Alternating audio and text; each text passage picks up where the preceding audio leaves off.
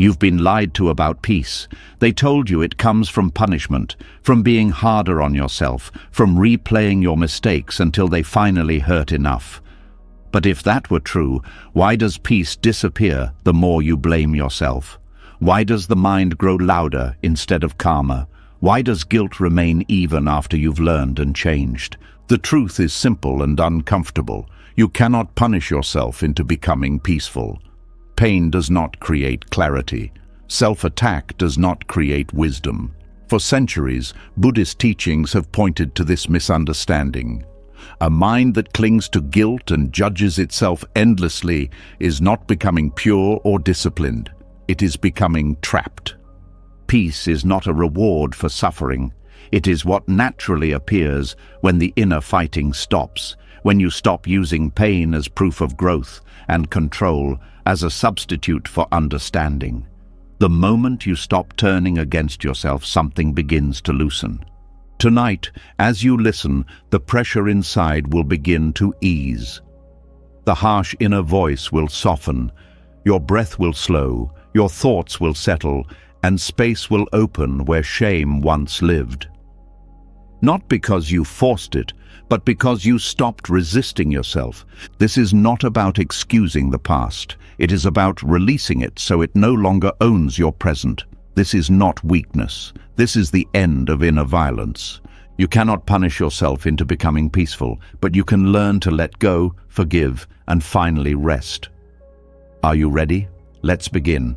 The moment the noise inside begins to quiet, something else often rushes in to replace it. Not peace, not relief, but a new demand. A whisper that says, now fix yourself, now do better, now don't mess this up. This is where many people unknowingly step out of understanding and back into struggle.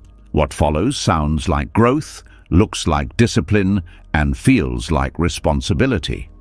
But underneath it, something far more painful is taking place. Self-correction is usually praised. It is framed as maturity, strength, and wisdom. From a young age, we are taught that improvement comes from pressure, that mistakes must be met with force, that if something hurts, it must be working. Over time, this belief becomes automatic. Every flaw triggers an internal response. Every error demands immediate fixing. Every uncomfortable feeling becomes a problem to eliminate. At first, this seems helpful. You feel active, you feel in control, you feel like you're taking life seriously, but slowly, almost invisibly, self-correction turns into self-surveillance, and self-surveillance turns into quiet harm. The violence here is subtle because it does not shout. It does not insult you outright. It speaks in polite language. It says, you should be better by now. It says, don't relax yet. It says, once you improve this part of yourself, then you can rest. This voice rarely sounds cruel. It sounds reasonable. That is what makes it dangerous.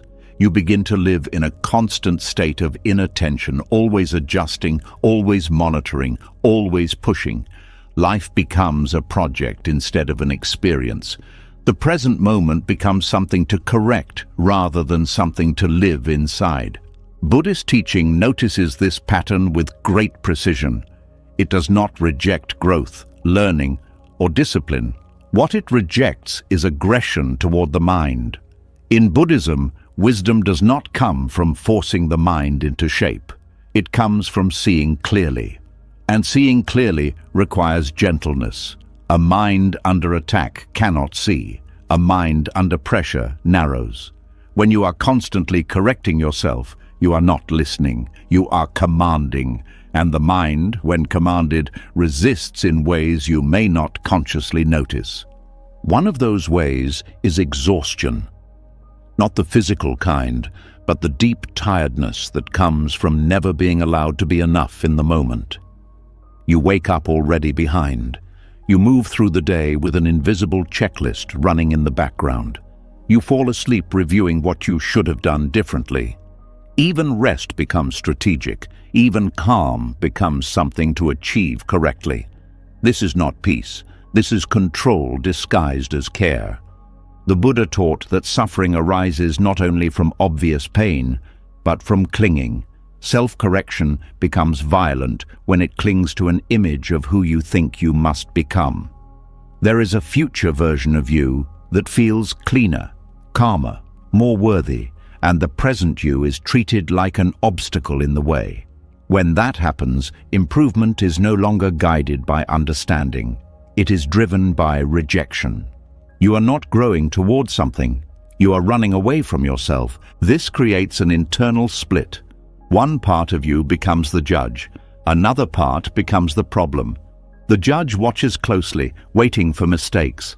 The problem feels tense, guarded, and never safe. Over time, this inner relationship becomes strained. You may notice that even when you succeed, the satisfaction is brief. The judge immediately finds something else to fix. The finish line keeps moving. This is because the goal was never growth. The goal was relief from self-dislike. And that relief never lasts when the method is pressure. Buddhism draws a clear line between wisdom and self-attack. Wisdom observes without hatred. It notices patterns without turning them into identity. It allows mistakes to be teachers rather than verdicts. Self-attack, on the other hand, turns every misstep into proof. Proof that you are flawed. Proof that you are behind. Proof that you must try harder. The difference between the two is not subtle on the inside. One feels open, even when it is honest. The other feels tight, even when it claims to help. A key insight here is that awareness itself is corrective without being violent. When you truly see a habit clearly, change begins naturally. There is no need for punishment. Fire does not need to be angry at itself to stop burning your hand. The hand pulls away because it understands. In the same way, when the mind understands suffering, it loosens its grip. But understanding cannot happen in an atmosphere of fear. If the mind expects attack every time something is seen, it will hide, it will justify, it will resist. This is why harsh self-improvement often leads to repeating the same patterns rather than ending them. Many people believe they are being disciplined when they are actually being afraid. Afraid that if they stop correcting themselves, everything will fall apart. Afraid that compassion will make them lazy. Afraid that without pressure, they will lose direction. Buddhism challenges this fear directly. It teaches that clarity is stronger than force, that kindness toward the mind creates stability, not weakness, that a calm mind sees consequences more clearly than a stressed one ever could. When self-correction becomes violent, it also disconnects you from life. You are rarely where you are. You are in evaluation mode, talking to someone while adjusting yourself, eating while thinking about how you should eat better, resting while judging how you rest. This constant inner commentary drains joy from ordinary moments. Nothing is neutral. Everything is material for improvement. Even happiness becomes suspicious, something that must be justified or earned. The Buddha described this as restlessness, a state where the mind cannot settle because it is always reaching or rejecting. Relentless self-improvement feeds this restlessness. It tells the mind that stillness is unsafe. That pause means stagnation, that you must always be doing something to deserve being here. Over time, this belief becomes painful. You may feel anxious when nothing is wrong. You may feel guilty when you relax. You may feel uneasy when things are calm. This is the cost of confusing wisdom with pressure. True wisdom does not rush. It has patience. It understands that change rooted in fear collapses under stress, while change rooted in clarity holds steady. When you stop attacking yourself, you do not stop learning. You start learning better. You notice causes instead of assigning blame. You see conditions instead of flaws. You become curious rather than critical. And curiosity opens doors that force never could. There is also a hidden arrogance inside violent self-correction. It assumes the mind can be bullied into perfection. It assumes you can control every outcome if you just try hard enough. Buddhism gently exposes this illusion. It reminds us that life is shaped by countless conditions. many of which are not personal failures. When you take responsibility for everything in a harsh way, you carry weight that was never yours to begin with.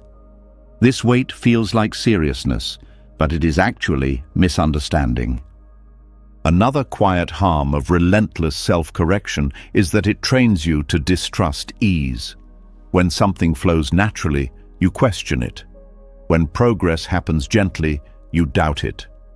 You have learned that growth must hurt to be real. Buddhism offers a different view. It says that suffering is not a requirement for awakening, that peace does not arrive through endurance, but through release. When you stop tightening around yourself, the mind begins to show you what truly needs attention and what can be left alone. This does not mean ignoring mistakes. It means relating to them differently. Instead of asking, "What is wrong with me?" you ask, "What is happening here?" Instead of demanding change, you allow understanding. This shift may feel unfamiliar at first. The judge inside may panic. It may say you are becoming careless. But over time, something surprising happens. Without pressure, the mind becomes more honest. It admits patterns it used to hide. It reveals fears it used to cover with effort. This honesty is the ground of real transformation. The Buddha often spoke about right effort.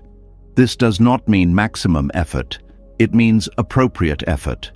Effort that is balanced. Effort that does not burn the mind. Effort that knows when to act and when to rest. Violent self-correction knows only one speed: faster, harder, more. Right effort listens, it adjusts. It knows that forcing a flower to bloom does not make it grow quicker, it only damages the stem. When you begin to see the subtle violence in how you treat yourself, there may be grief. You may realize how long you have been pushing, how often you denied yourself kindness because you thought it was undeserved.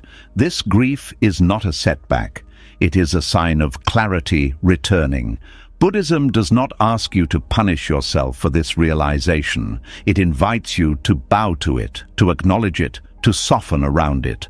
As the need to constantly fix yourself relaxes, space opens. In that space, you may notice something unexpected. You are still learning, you are still changing, but it feels different. There is less fear, less urgency, less self-hatred driving the process. Growth begins to feel like unfolding rather than correction, like remembering rather than forcing. This is how Buddhism distinguishes wisdom from self-attack. Wisdom is quiet. It does not announce itself. It does not threaten. It does not rush you toward a better version. It stays with what is here and understands it fully. From that understanding, action arises naturally, without violence, without punishment, without the belief that peace must be earned through pain. And when this understanding settles in, something important becomes clear. You were never broken in the way you thought. You were conditioned. You learned to treat yourself harshly because you believed it was the only way forward. Seeing that belief clearly is already a form of freedom, not the loud kind, the quiet kind. The kind that does not need to prove anything anymore. From here, the path continues, not with pressure, but with honesty. Not with self-correction as a weapon, but with awareness as a guide. And this shift prepares the ground for something deeper to be examined next. Because beneath self-correction, there is often another force holding everything together. One that feels moral, necessary, even noble. Guilt. When the pressure to constantly fix yourself begins to loosen, another feeling often rises to the surface.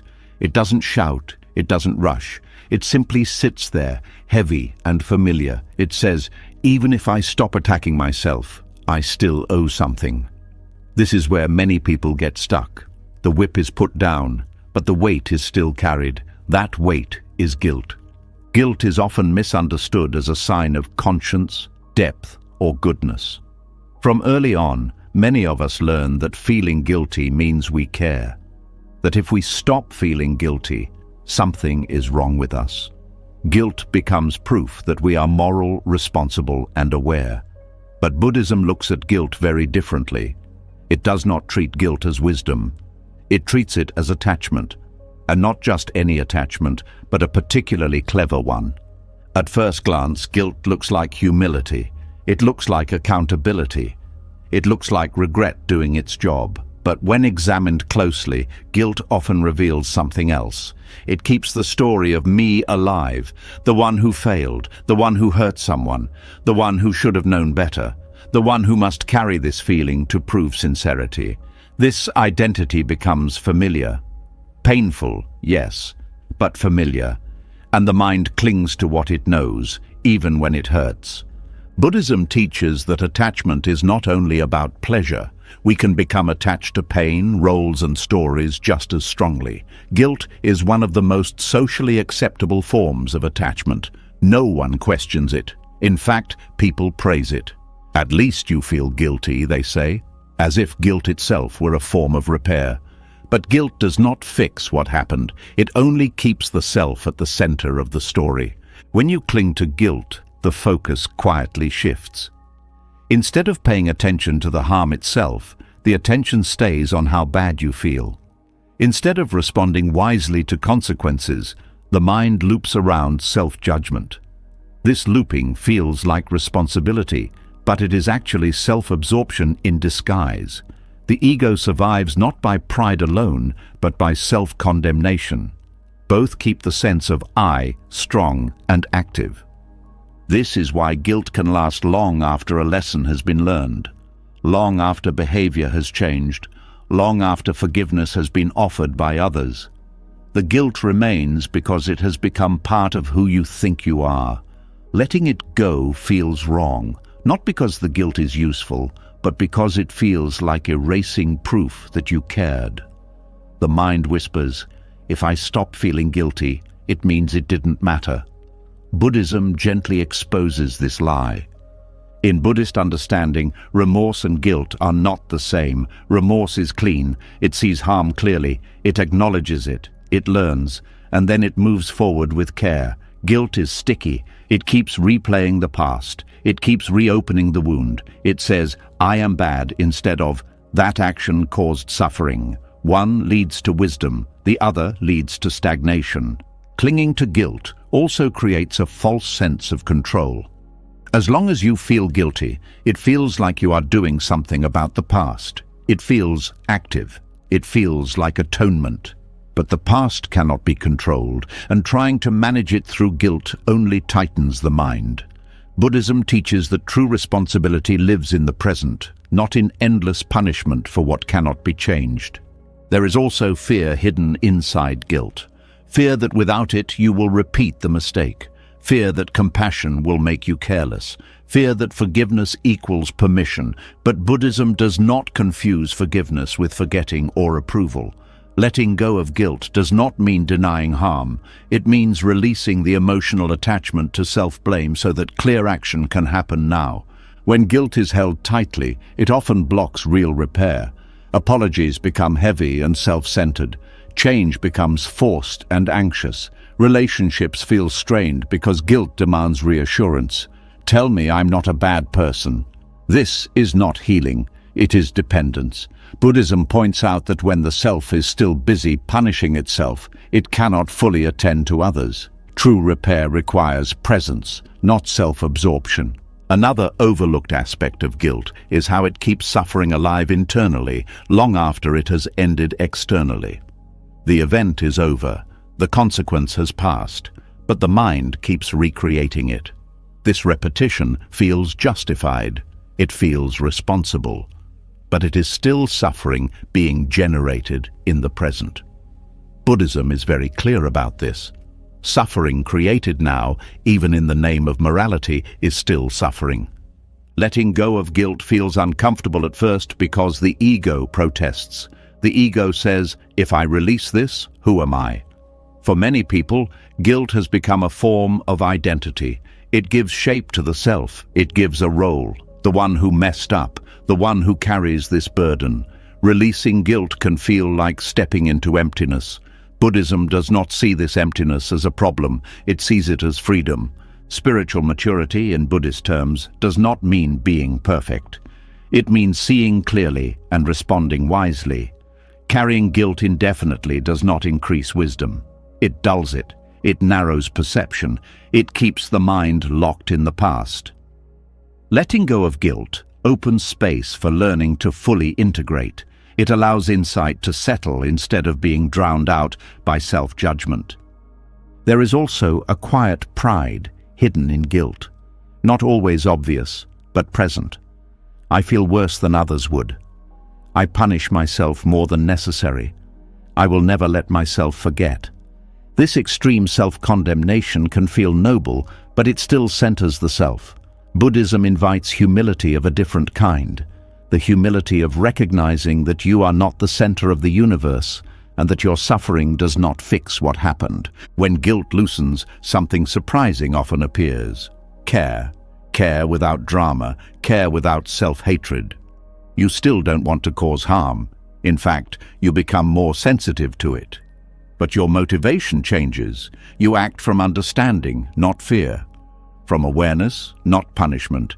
This is why letting go of guilt is not moral failure. It is moral clarity.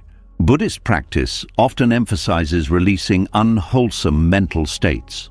Guilt that no longer serves learning is considered unwholesome, not because it is bad, but because it produces more suffering without benefit. Holding onto it is like gripping a hot coal to show how sorry you are. The heat continues, but nothing is healed. There is a difference between taking responsibility and carrying guilt. Responsibility is light enough to move with. Guilt is heavy and paralyzing. Responsibility asks, "What now?" Guilt asks, "What's wrong with me?" One looks forward, the other circles endlessly. Buddhism always points toward freedom from unnecessary suffering, even when the suffering feels justified. Letting go of guilt does not happen through force. You cannot shame yourself out of shame. It happens through understanding. Through seeing that guilt is a mental habit, not a moral requirement. Through noticing how it tightens the body, narrows the breath, and keeps the mind looping. Awareness begins to weaken its grip, not all at once, but gradually. As guilt fades, there may be a strange quiet. The mind may search for something to hold on to. This is normal. Buddhism teaches that the mind is used to clinging. When one attachment loosens, it looks for another. This is why the path continues, not to replace guilt with pride, but to rest in clarity without needing an identity built on pain. When guilt is finally seen for what it is, attachment rather than virtue, a new kind of strength appears, a steadier one. You stop needing to prove that you are good by suffering.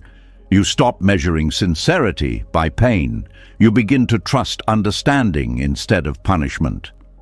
This trust does not make you careless. It makes you present. From this place, the question naturally shifts. If guilt is not the path to peace, and self-punishment is not the path to growth, then what is? What allows the mind to finally settle without fear of becoming morally empty? What remains when guilt no longer props up the sense of self? These questions lead directly into the next realization, one that challenges a belief many people hold without ever questioning it: the belief that peace must be earned. When guilt loosens its grip, the mind often reaches for something else to hold itself together. The pain is lighter now, but a quiet question appears underneath it. Have I done enough yet? This question sounds responsible. It sounds mature. It sounds fair. But hidden inside it is another trap, the belief that peace is something you must earn. This belief runs deep. It shows up in small thoughts and big ones. Once I fix this part of myself, then I'll be calm. After I make up for the past, then I can rest. If I just become better, wiser, more disciplined, then peace will arrive. At first, this feels hopeful. It gives direction, it gives motivation. But slowly, it turns peace into a prize that is always just out of reach. Buddhism challenges this belief at its root. It says peace is not a reward. It is not a payment for good behavior. It is not something the mind deserves after enough effort. Peace is what is left when the struggle to deserve finally ends. It is uncovered, not achieved. And this distinction changes everything. Merit thinking is the idea that inner states work like moral math. Do enough good, suffer enough, improve enough, and eventually peace will be granted. This way of thinking often comes from religion, culture, and even self-help language. It feels logical. It appeals to fairness. But the mind is not a courtroom, and peace is not a verdict. When you approach inner peace as something to earn, you unknowingly postpone it. This is because merit thinking keeps the mind future-focused. Peace is always later, always conditional, always dependent on becoming someone else. The present moment becomes a waiting room. You're never quite allowed to rest where you are. Even moments of calm are watched closely, measured and questioned. Is this real peace? Do I deserve this? Will it last? These questions quietly pull you back into effort. Buddhism teaches that liberation does not come from adding something to the mind. It comes from removing confusion. Peace is already present beneath the noise, the habits, the clinging. It does not need to be created. It needs to be revealed. But merit thinking covers it up with constant striving. One of the most subtle harms of trying to earn peace is that it keeps self-judgment alive. Even when guilt fades, evaluation remains. You begin to measure your thoughts, your reactions, your spiritual progress. You watch yourself closely, not with curiosity, but with a scorecard. This monitoring feels responsible, but it keeps the sense of me front and center. The one who is improving, the one who is failing, the one who is almost there. In Buddhism, this constant self-referencing is itself a form of suffering. Peace cannot appear fully when the mind is busy tracking its own worthiness. The moment peace is treated as something you must qualify for, it becomes fragile. It depends on conditions, and anything that depends on conditions can be lost. Merit thinking also creates pressure to maintain goodness. You may feel anxious about slipping, afraid that one mistake will undo progress. Calm becomes something to protect rather than something to rest in. This fear tightens the mind. It creates subtle tension even during meditation, reflection, or silence. You are not simply being. You are performing peace. The Buddha pointed out that this performance is exhausting. It keeps the mind busy even when it looks still on the outside. True peace, by contrast, is effortless, not lazy, but unforced. It does not require constant management. It arises naturally when the causes of agitation are understood and released. Another problem with earning peace is that it turns practice into bargaining. If I do this, then I should feel better. If I let go of that, peace should arrive. When peace does not appear on schedule, frustration grows. Doubt follows. The mind begins to feel cheated. This disappointment is not a failure of practice. It is a misunderstanding of what peace is. Peace is not an emotional high. It is not constant pleasure. It is the absence of unnecessary resistance. It is the mind no longer fighting what is. When you try to earn it, you add resistance instead of removing it. You resist your current state. You resist not being calm enough. You resist the process itself. Buddhism emphasizes seeing things as they are. This includes seeing the desire to earn peace as another form of craving. It is craving disguised as virtue. You want peace because you believe something is wrong without it. That belief creates tension, and the tension blocks the very thing you are seeking. When merit thinking loosens, a strange relief appears. You realize you are not late, you are not behind. There is no final exam for peace. This does not mean effort disappears. It means effort becomes wiser. You practice not to become worthy, but to see clearly. And seeing clearly brings calm naturally. The Buddha often spoke about awakening as remembering, not achieving. like realizing you were holding your breath unnecessarily. When you stop holding, relief comes instantly, not because you earned oxygen, but because you stopped blocking it. Peace works the same way. Trying to deserve peace also keeps comparison alive. You look at others and wonder who is more advanced, who is calmer, who is doing it right. This comparison feeds insecurity. It makes peace feel scarce, like only a few can have it. Buddhism rejects this completely. Peace is not a limited resource. It is available whenever the conditions of clinging soften. Merit thinking can also create pride. I worked hard for this calm. I suffered enough to deserve this. This pride may feel subtle, but it creates separation. It strengthens identity, and where identity tightens, peace thins out. Buddhism teaches that peace deepens as the sense of a solid self relaxes, not as it is polished. Another overlooked cost of earning peace is burnout. Many people become tired of trying to be better all the time. They give up, not because peace is impossible, but because the approach was exhausting. They confuse the failure of the method with the failure of the path. Buddhism would say the effort was pointed in the wrong direction. Too much doing, not enough seeing.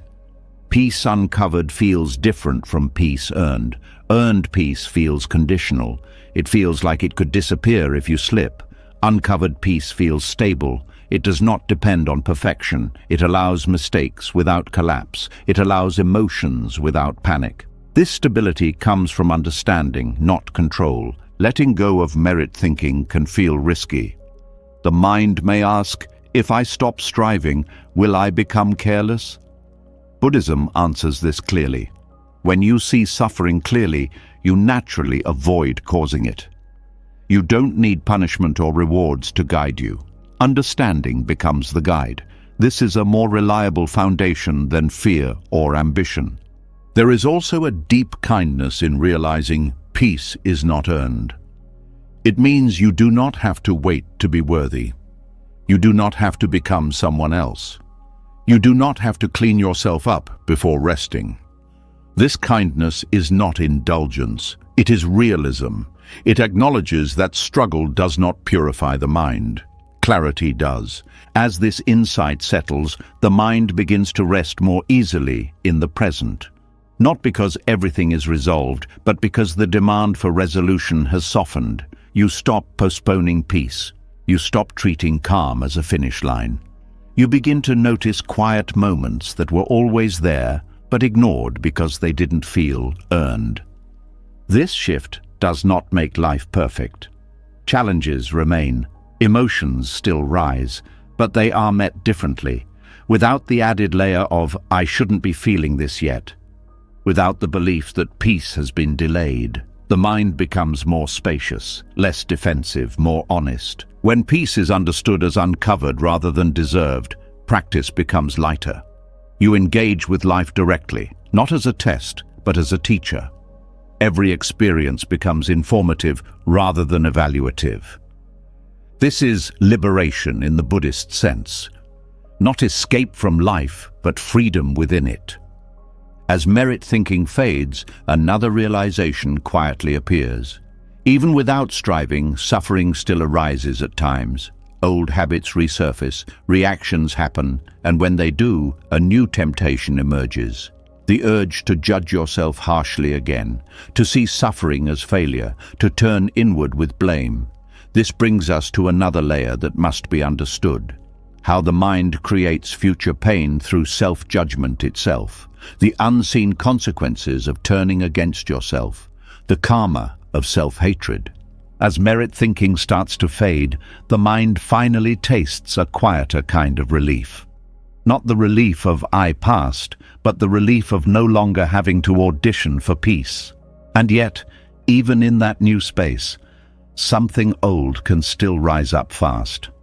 A familiar reflex, a harsh comment toward yourself, a sudden tightening in the chest, a thought that says, "See, you're still like this."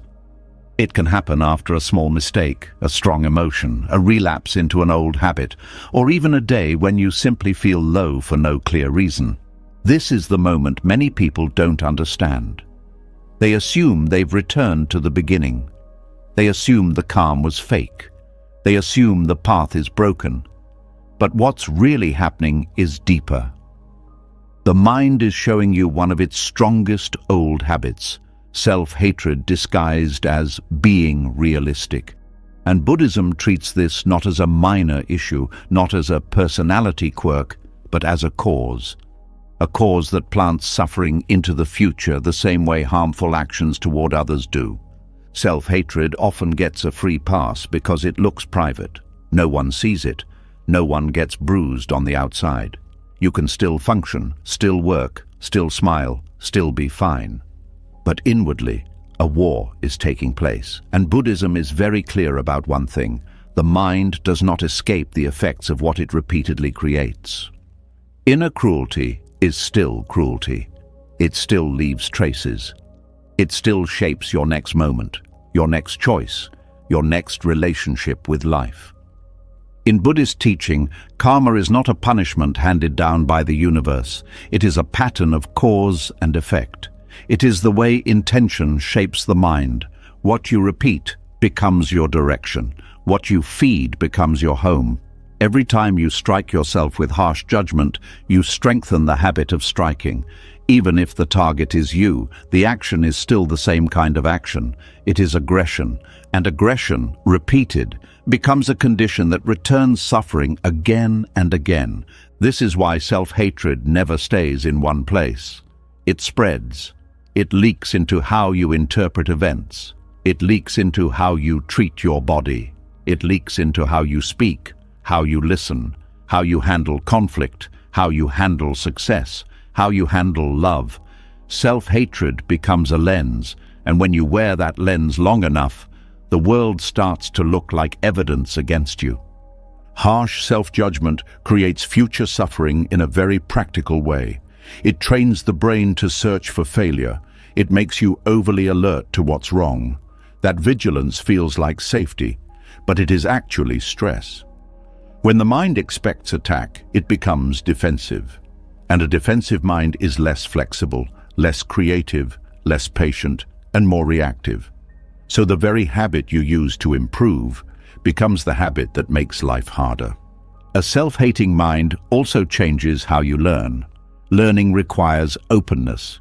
It requires being able to see your actions clearly without collapsing into shame. But when the mind believes mistakes equal worthlessness, it stops learning cleanly. It becomes afraid of seeing. It becomes afraid of honesty. It starts hiding, rationalizing, avoiding, or overcompensating. The mistake is no longer a lesson. It becomes a threat to identity. This is one way self-hatred creates future mistakes, which then create more self-hatred. The wheel turns smoothly because the mind calls it discipline. Another way self-hatred plants suffering is through the body. A harsh inner voice is not just words, it is chemistry. It is tension in the shoulders, tightness in the throat, a shallow breath, a stomach that won't settle. Over time, living under inner attack trains the nervous system to stay on guard. Even when nothing is happening, the body stays ready for danger. Sleep becomes lighter, rest becomes harder.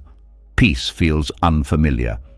You may call it anxiety, but often it is simply the body adapting to an environment that never became safe. The environment is internal. Buddhism speaks of suffering as something you can feel directly, not only as an idea. The body is part of the mind's karma. When you repeatedly treat yourself like an enemy, the body starts living like it is surrounded by enemies. This is why self-hatred can feel exhausting even on quiet days. The mind is not only thinking painful thoughts, it is maintaining a state of war. Self-hatred also shapes the future through how you relate to pleasure and goodness.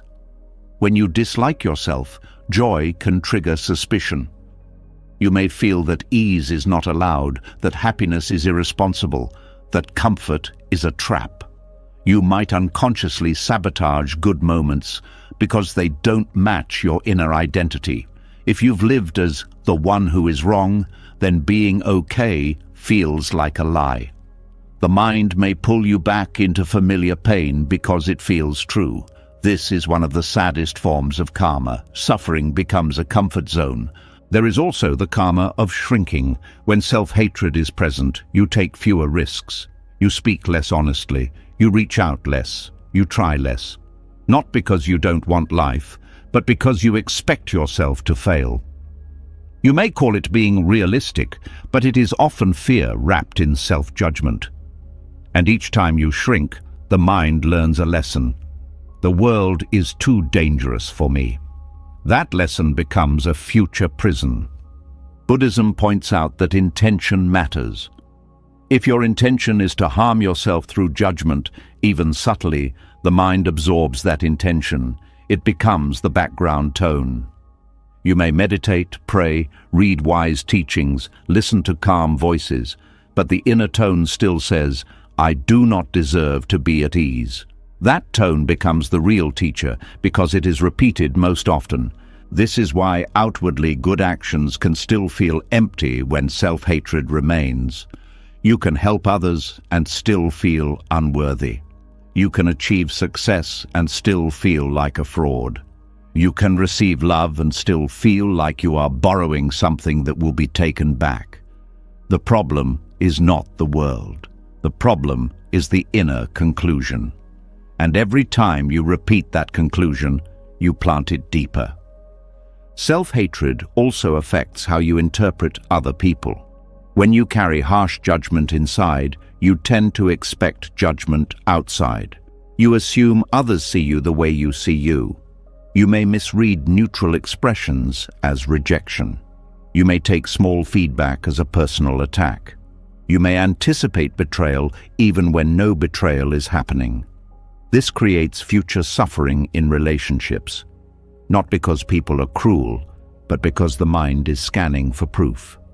And when it scans long enough, it finds something, or it creates something through tense behavior, distance, or defensiveness. This is an important point in Buddhist psychology. States of mind condition perception. A mind filled with self-hatred does not see clearly. It sees through pain. So even if the world offers kindness, it may not land. Even if someone forgives you, you may not believe it. Even if life gives you a fresh start, you may feel you must keep paying for the past. The suffering continues not because the past is still happening, but because the mind keeps recreating it. Karma is also habit energy. The mind moves where it has moved before. If you have practiced self-hate for years, it becomes fast, automatic. It appears before wisdom has time to speak. This is why a small mistake can trigger a big collapse. The collapse isn't about the mistake. It's about the deep pathway that is already carved. Buddhism does not blame you for having this pathway. It simply says, what is conditioned can be reconditioned. But it must be seen clearly, and it must be met with a different intention. A harsh mind often believes it is preventing future harm. If I punish myself, I won't do it again. But look closely. Has self-hatred truly made you kinder? Has it truly made you calmer? Has it truly made you more stable? Often it does the opposite. It makes you more tense, and tension increases reactivity. It makes you more ashamed, and shame increases hiding. It makes you more fearful, and fear increases compulsive behavior. So the intended result fails, and the mind concludes it must become even harsher. This is how the cycle maintains itself. Buddhism offers another view. Ethical change grows best in a mind that is steady, not a mind that is whipped. When the mind is steady, it can pause before acting. It can feel consequences. It can care.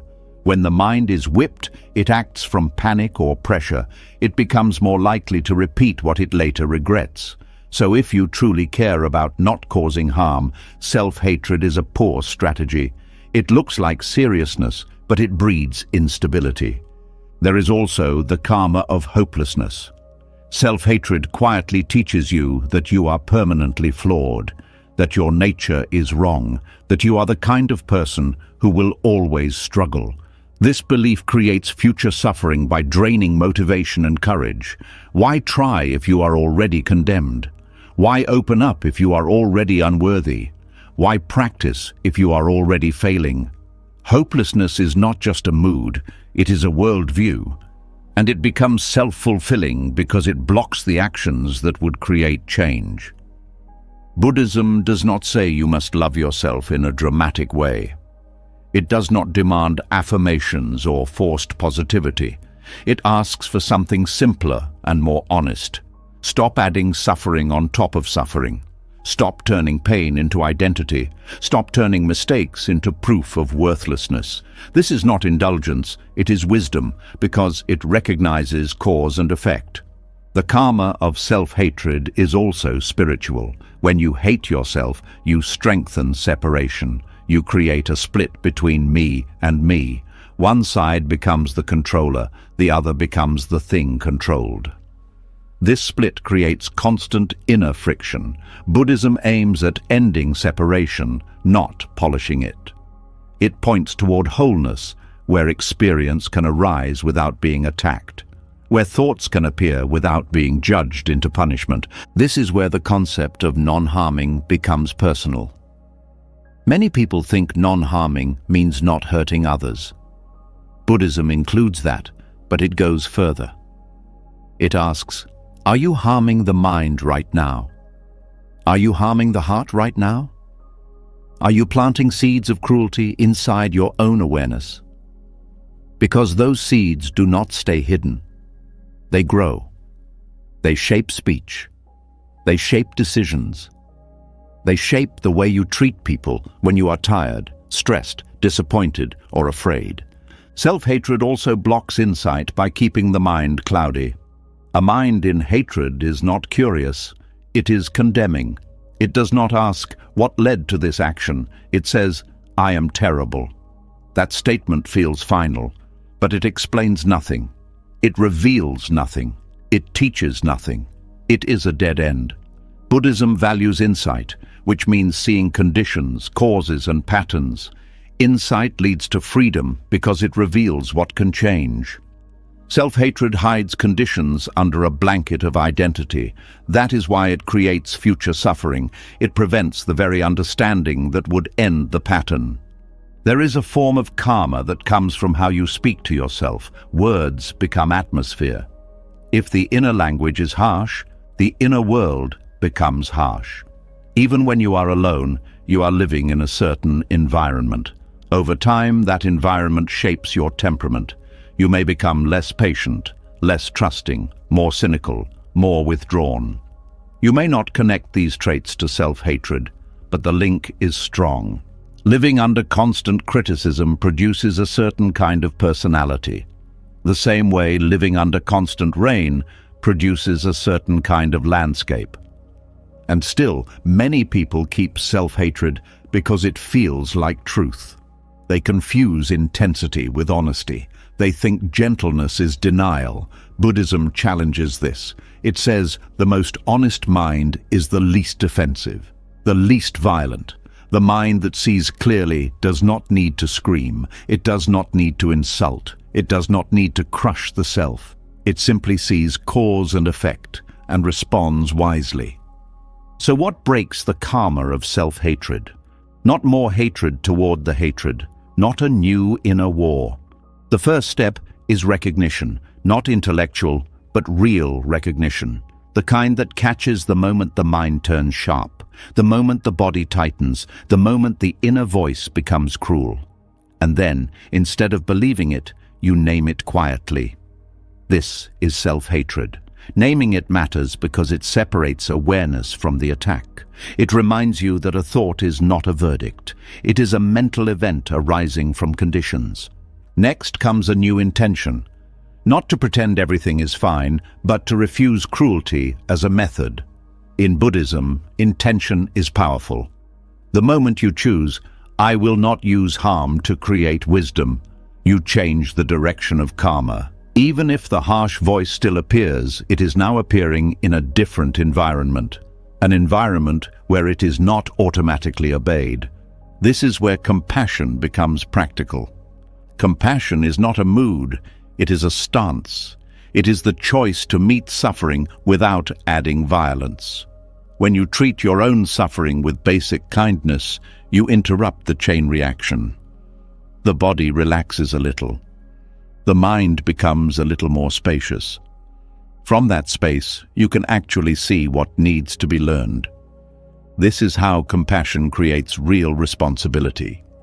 It clears the mind so it can respond instead of react. Buddhist practices like loving kindness are not sentimental. They are medicine for a mind trained in cruelty. They are a way of planting new seeds. If you have planted self-hate for years, you cannot expect a new crop overnight. But you can begin.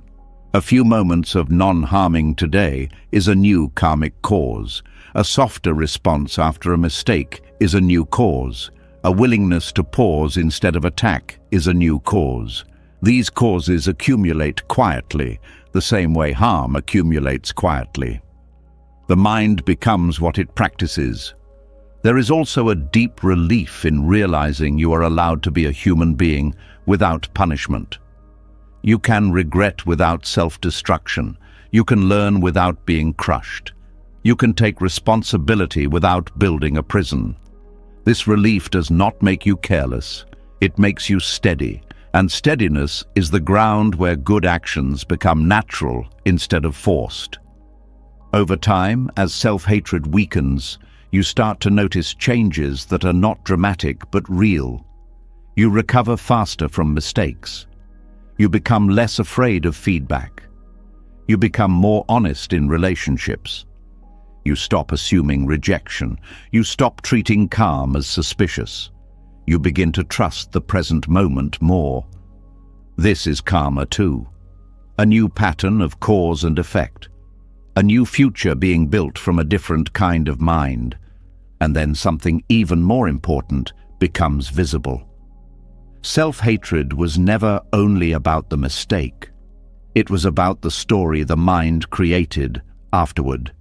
The story that turned a moment into an identity. The story that replayed itself like a trial that never ends. When you see this clearly, the next question appears naturally.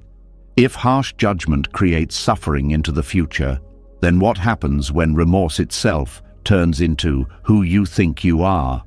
What happens when the mind stops saying, "That was wrong," and starts saying, "This is what I am"? That is where the next layer begins. When the harshness begins to soften and self-hatred is finally seen as a cause of suffering rather than a solution, another pattern quietly reveals itself. The mind no longer lashes out as often, but it still holds on to something familiar. A label, a role, a story that feels heavy but stable. It says, "This is who I am now." Not angry, not dramatic, just settled. And that is where remorse quietly turns into identity. This shift happens slowly. At first, remorse is honest. It arises because something mattered. It reflects care, awareness, and sensitivity. Buddhism never rejects remorse. In fact, it values it deeply. Remorse is what allows learning to begin. It is the moment the mind recognizes harm without denial. But there is a line that often gets crossed without being noticed. The line between seeing an action clearly and becoming the action. When remorse becomes identity, the mind stops saying, "That was wrong," and starts saying, "I am wrong." The difference may sound small, but the effect is enormous. One statement allows growth. The other freezes it. One points to behavior. The other defines being. Buddhism is very precise here. It teaches that actions arise from conditions, but the self is not fixed. When the mind collapses into identity, it locks those conditions in place. The identity of the one who failed can feel strangely solid. Painful, yes, but solid. It gives the mind something to hold on to, a clear explanation for suffering, a familiar position. The mind prefers a painful certainty over an open unknown. So even when change is possible, identity resists it. Letting go of the label feels like erasing history, denying responsibility, or pretending nothing happened. This fear keeps the identity alive. Buddhism teaches that clinging to identity is a central cause of suffering. Identity creates separation. It draws hard lines around experience. When remorse turns into identity, the past becomes the present. Every new moment is filtered through what you believe you are. You may notice this in small ways. Compliments feel uncomfortable. Opportunities feel undeserved. Hope feels naive. The future feels already decided. This identity also shapes memory. Instead of remembering an event as something that happened, the mind remembers it as proof. Every recall reinforces the same conclusion. The memory is no longer informational. It is defining. Over time, the memory loses detail and gains weight. It stops teaching and starts accusing. Buddhism calls this proliferation, the mind repeating and expanding a story until it becomes a world you live inside. When remorse becomes identity, it also distorts responsibility. True responsibility is flexible. It adjusts. It responds to the present. Identity-based remorse is rigid. It says, "I will always be this." This rigidity blocks movement. You may find yourself repeating apologies that go nowhere, making changes that feel hollow, or avoiding situations where your identity might be challenged. Growth feels threatening because it contradicts the story. There is also a quiet loyalty to the identity of failure. It can feel like betraying those you hurt if you move on too easily. The mind says, "If I stop carrying this, it means I didn't care enough." Buddhism recognizes this as attachment to suffering. Caring does not require self-definition through pain. In fact, ongoing self-definition through pain often keeps attention on the self rather than on wiser action. Another danger of remorse as identity is that it limits compassion. When you believe you are fundamentally flawed, you may struggle to believe others can change.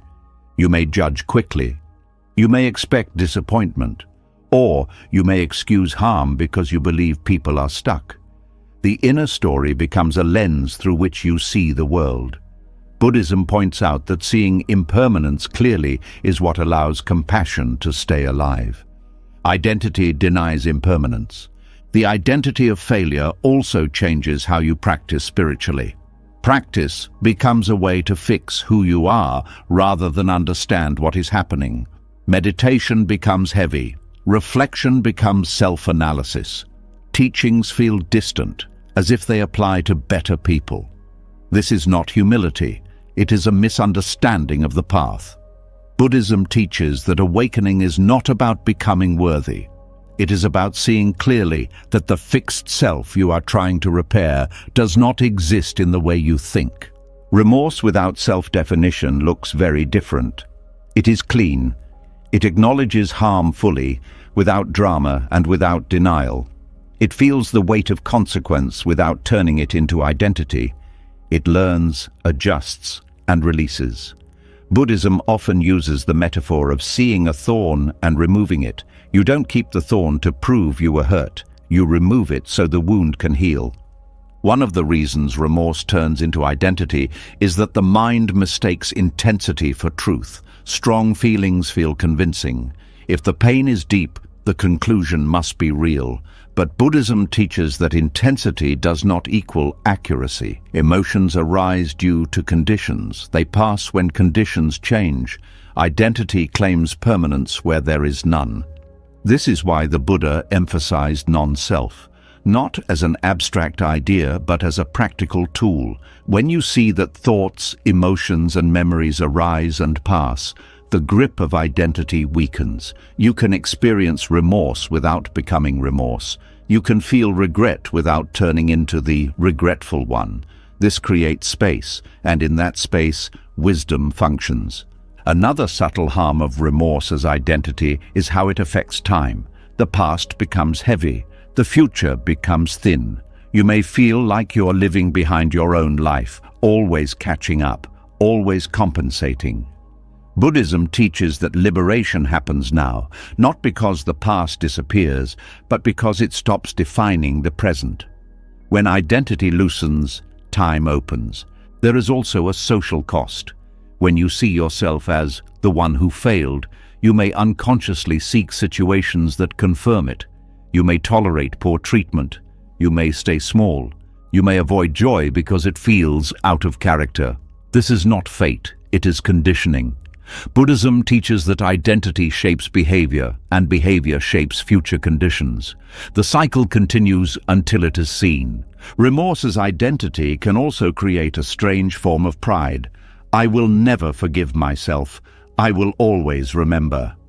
These statements sound noble, but they still center the self.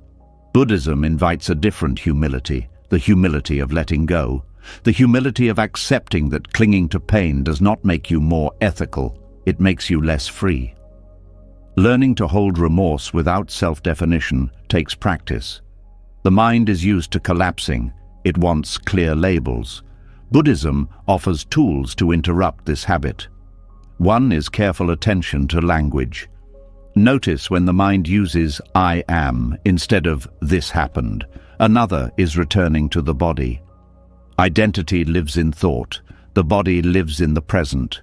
Feeling the breath, the weight of the body, the contact with the ground brings you back to what is real now. Another tool is seeing conditions. Instead of isolating the self as the cause, you widen the lens.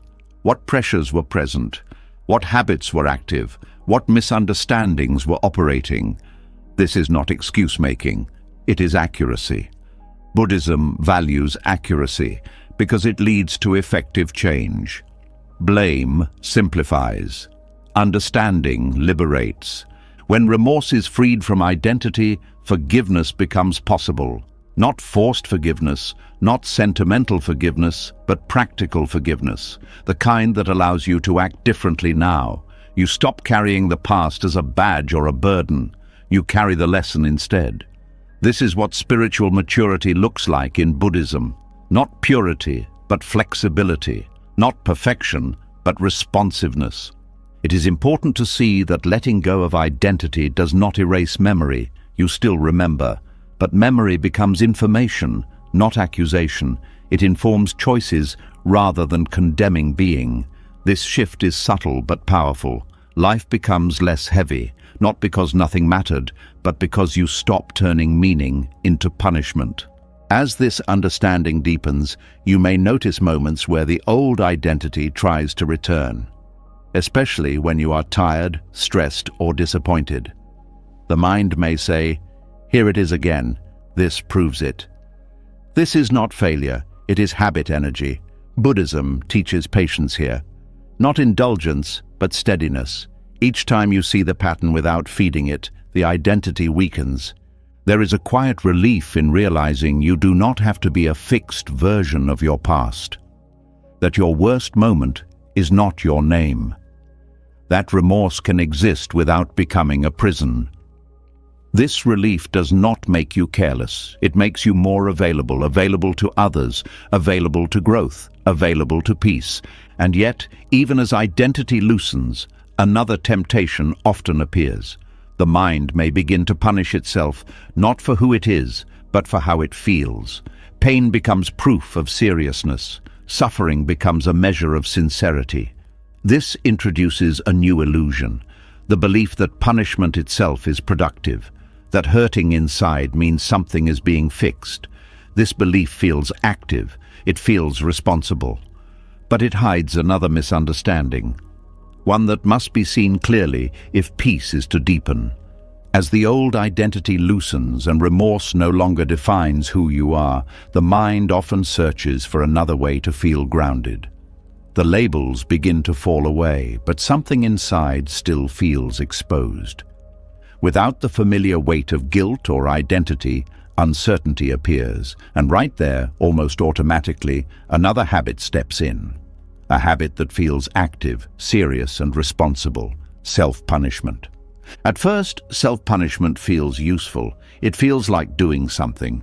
When things feel unclear, unstable, or unresolved, punishing yourself creates a sense of structure. Pain becomes a boundary. Harshness becomes direction. The mind says, "At least I'm not ignoring this." And in that moment, uncertainty feels smaller. This is why self-punishment is so convincing. It creates the illusion of control. Control is deeply comforting to the human mind. Not because control is pleasant, but because uncertainty is frightening. When you don't know what will happen next, when you can't guarantee that you won't repeat a mistake, when you can't be sure you're growing fast enough, the mind panics quietly. Self-punishment steps in as a response to that panic. It says, if I hurt myself now, I can prevent worse pain later. Buddhism looks directly at this belief and gently dismantles it.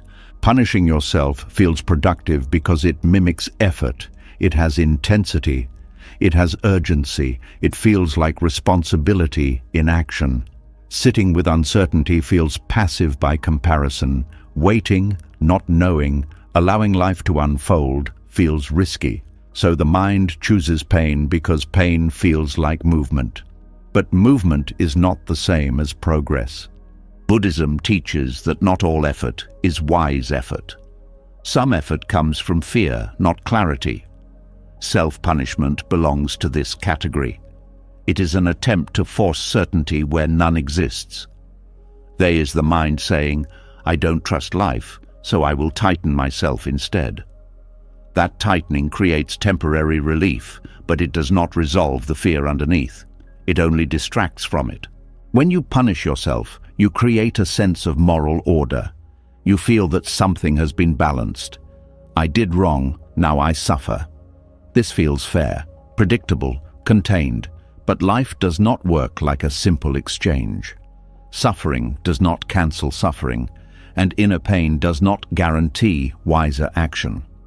Buddhism points out that this moral bookkeeping keeps the mind busy, but it does not make it free. The illusion of control shows up strongly after mistakes. The future suddenly feels uncertain. What if I do this again? What if I hurt someone again? What if I never change? These questions are uncomfortable because they have no immediate answers. Self-punishment gives the mind something concrete to do with that discomfort. It turns fear into pain. Pain feels familiar. Fear of the unknown does not. This is why many people punish themselves more when they care deeply.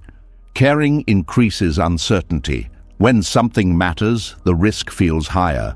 So the mind tries to protect what matters by tightening control. It believes that if it stays harsh enough, vigilant enough, unforgiving enough, it can prevent future harm. Buddhism does not deny the intention behind this. It questions the method. Fear of uncertainty is at the core of this habit. Uncertainty means you cannot guarantee outcomes. You cannot guarantee you will always act wisely. You cannot guarantee that change will stick.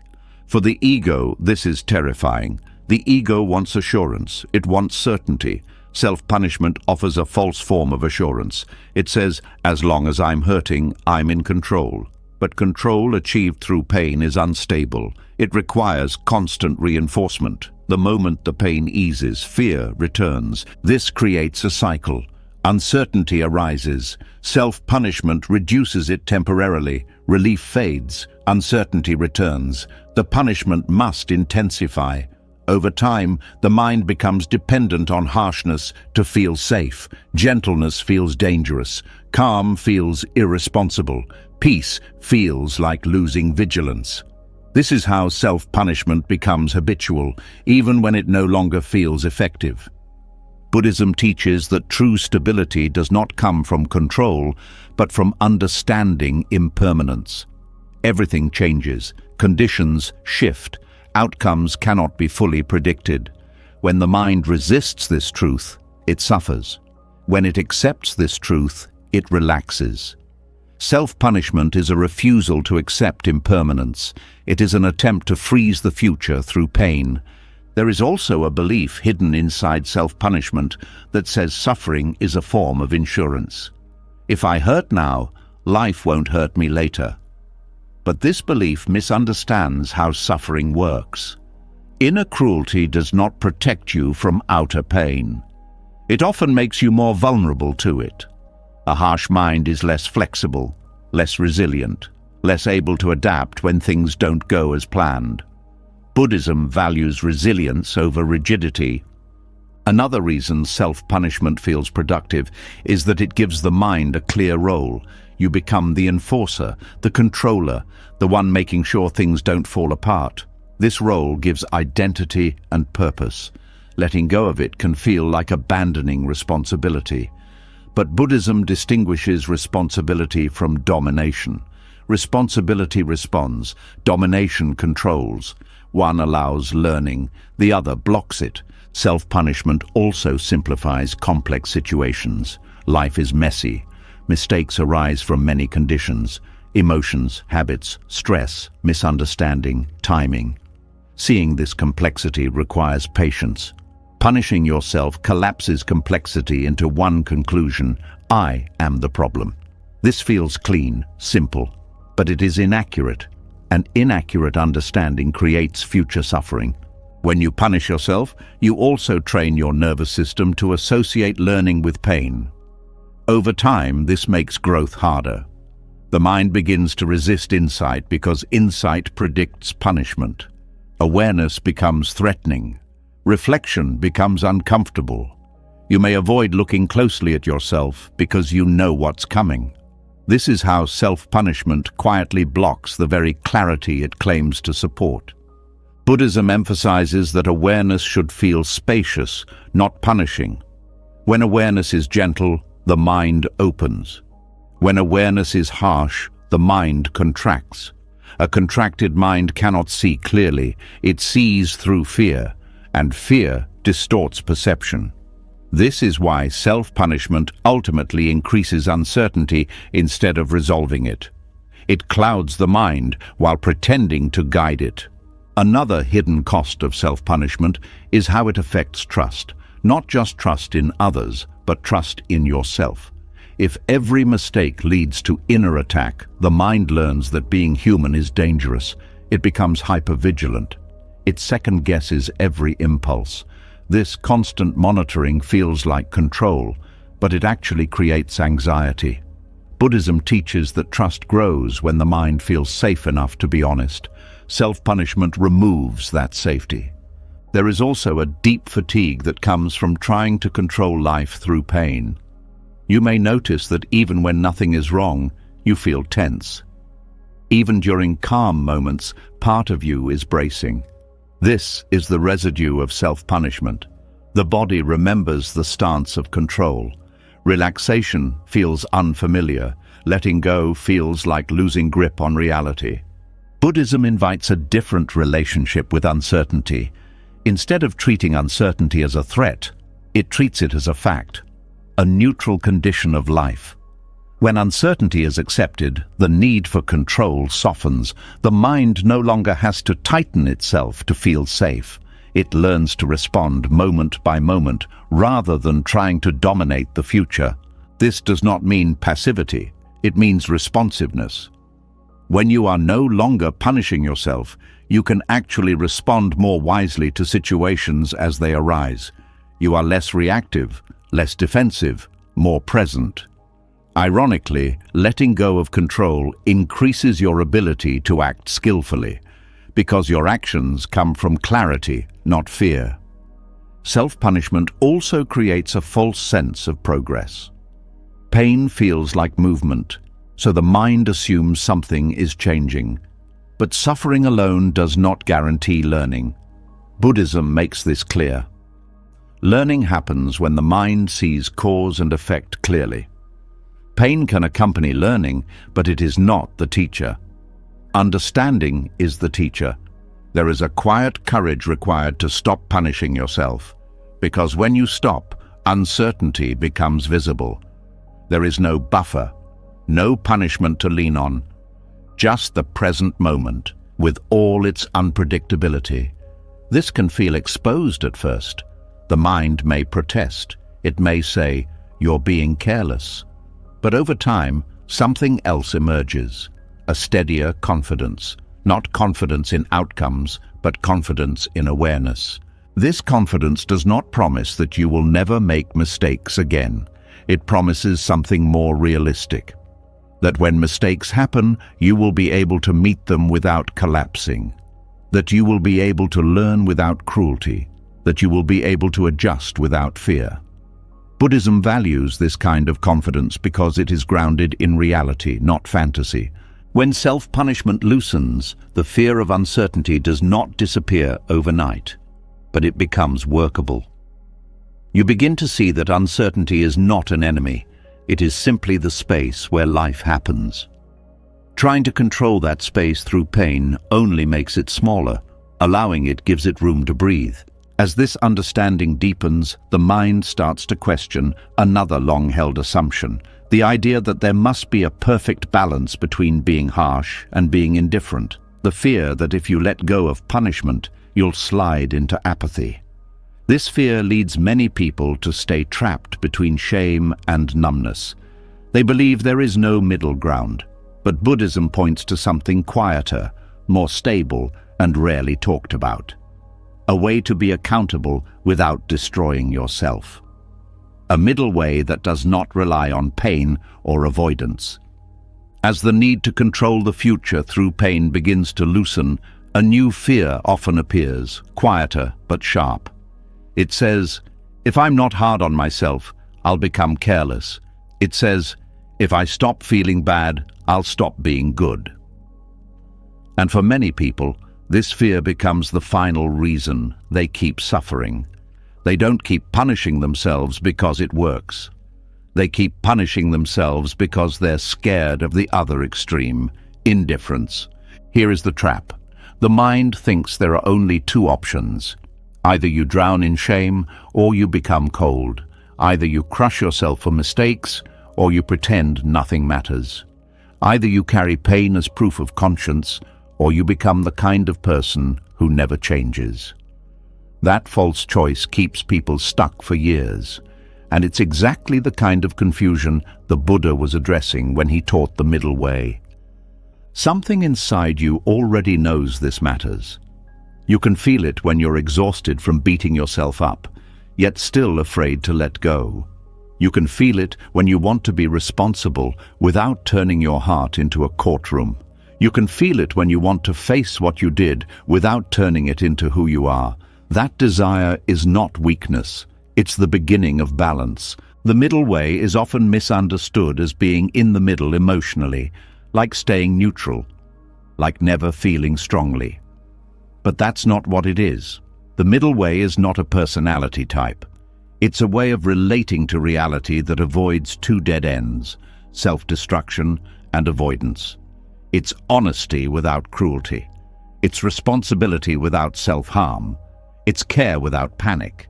It's the ability to say, this mattered, without saying, therefore I deserve to suffer. Shame is not the same as responsibility. Shame is the feeling that you are fundamentally wrong. It doesn't simply point to an action.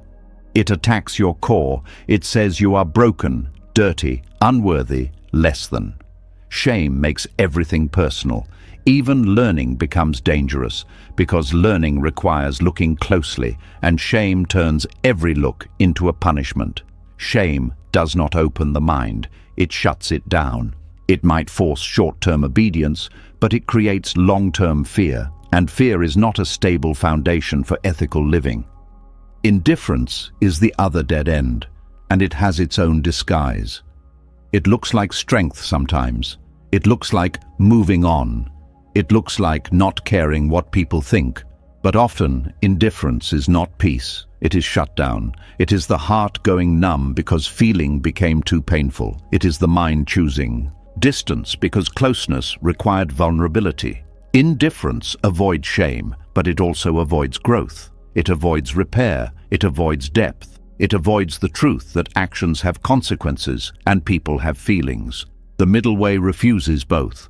It does not worship pain, and it does not run from truth. It allows remorse to exist without letting it become identity. It allows accountability to be real without turning it into self-hatred. And this is where many people get confused, because they've never been taught what accountability feels like when it's healthy. Healthy accountability feels clear. It is direct, it is specific, it is focused on behavior and impact, not on character and worth. It asks, what happened? What was the result? What conditions led to it? What can be done now? It does not ask, how bad am I? It does not ask, how much should I suffer? Those questions are not moral questions. They are self-punishment questions. They keep you stuck in the self instead of moving toward wisdom. In Buddhism, ethics is not built on shame. It is built on understanding suffering. When you understand that harm creates suffering, you naturally want to reduce harm. Not because you are terrified of being bad, but because you see clearly. You see how anger burns the one who holds it. You see how lies create fear. You see how careless words damage trust. You see how selfishness isolates. This seeing is not dramatic. It's simply honest, and honesty, when it's free from self-attack, becomes incredibly powerful. One reason people cling to shame is that shame feels like proof of sincerity. If you feel terrible, you must be taking it seriously. If you punish yourself, you must be moral. But sincerity is not measured by pain. It is measured by willingness to learn and adjust.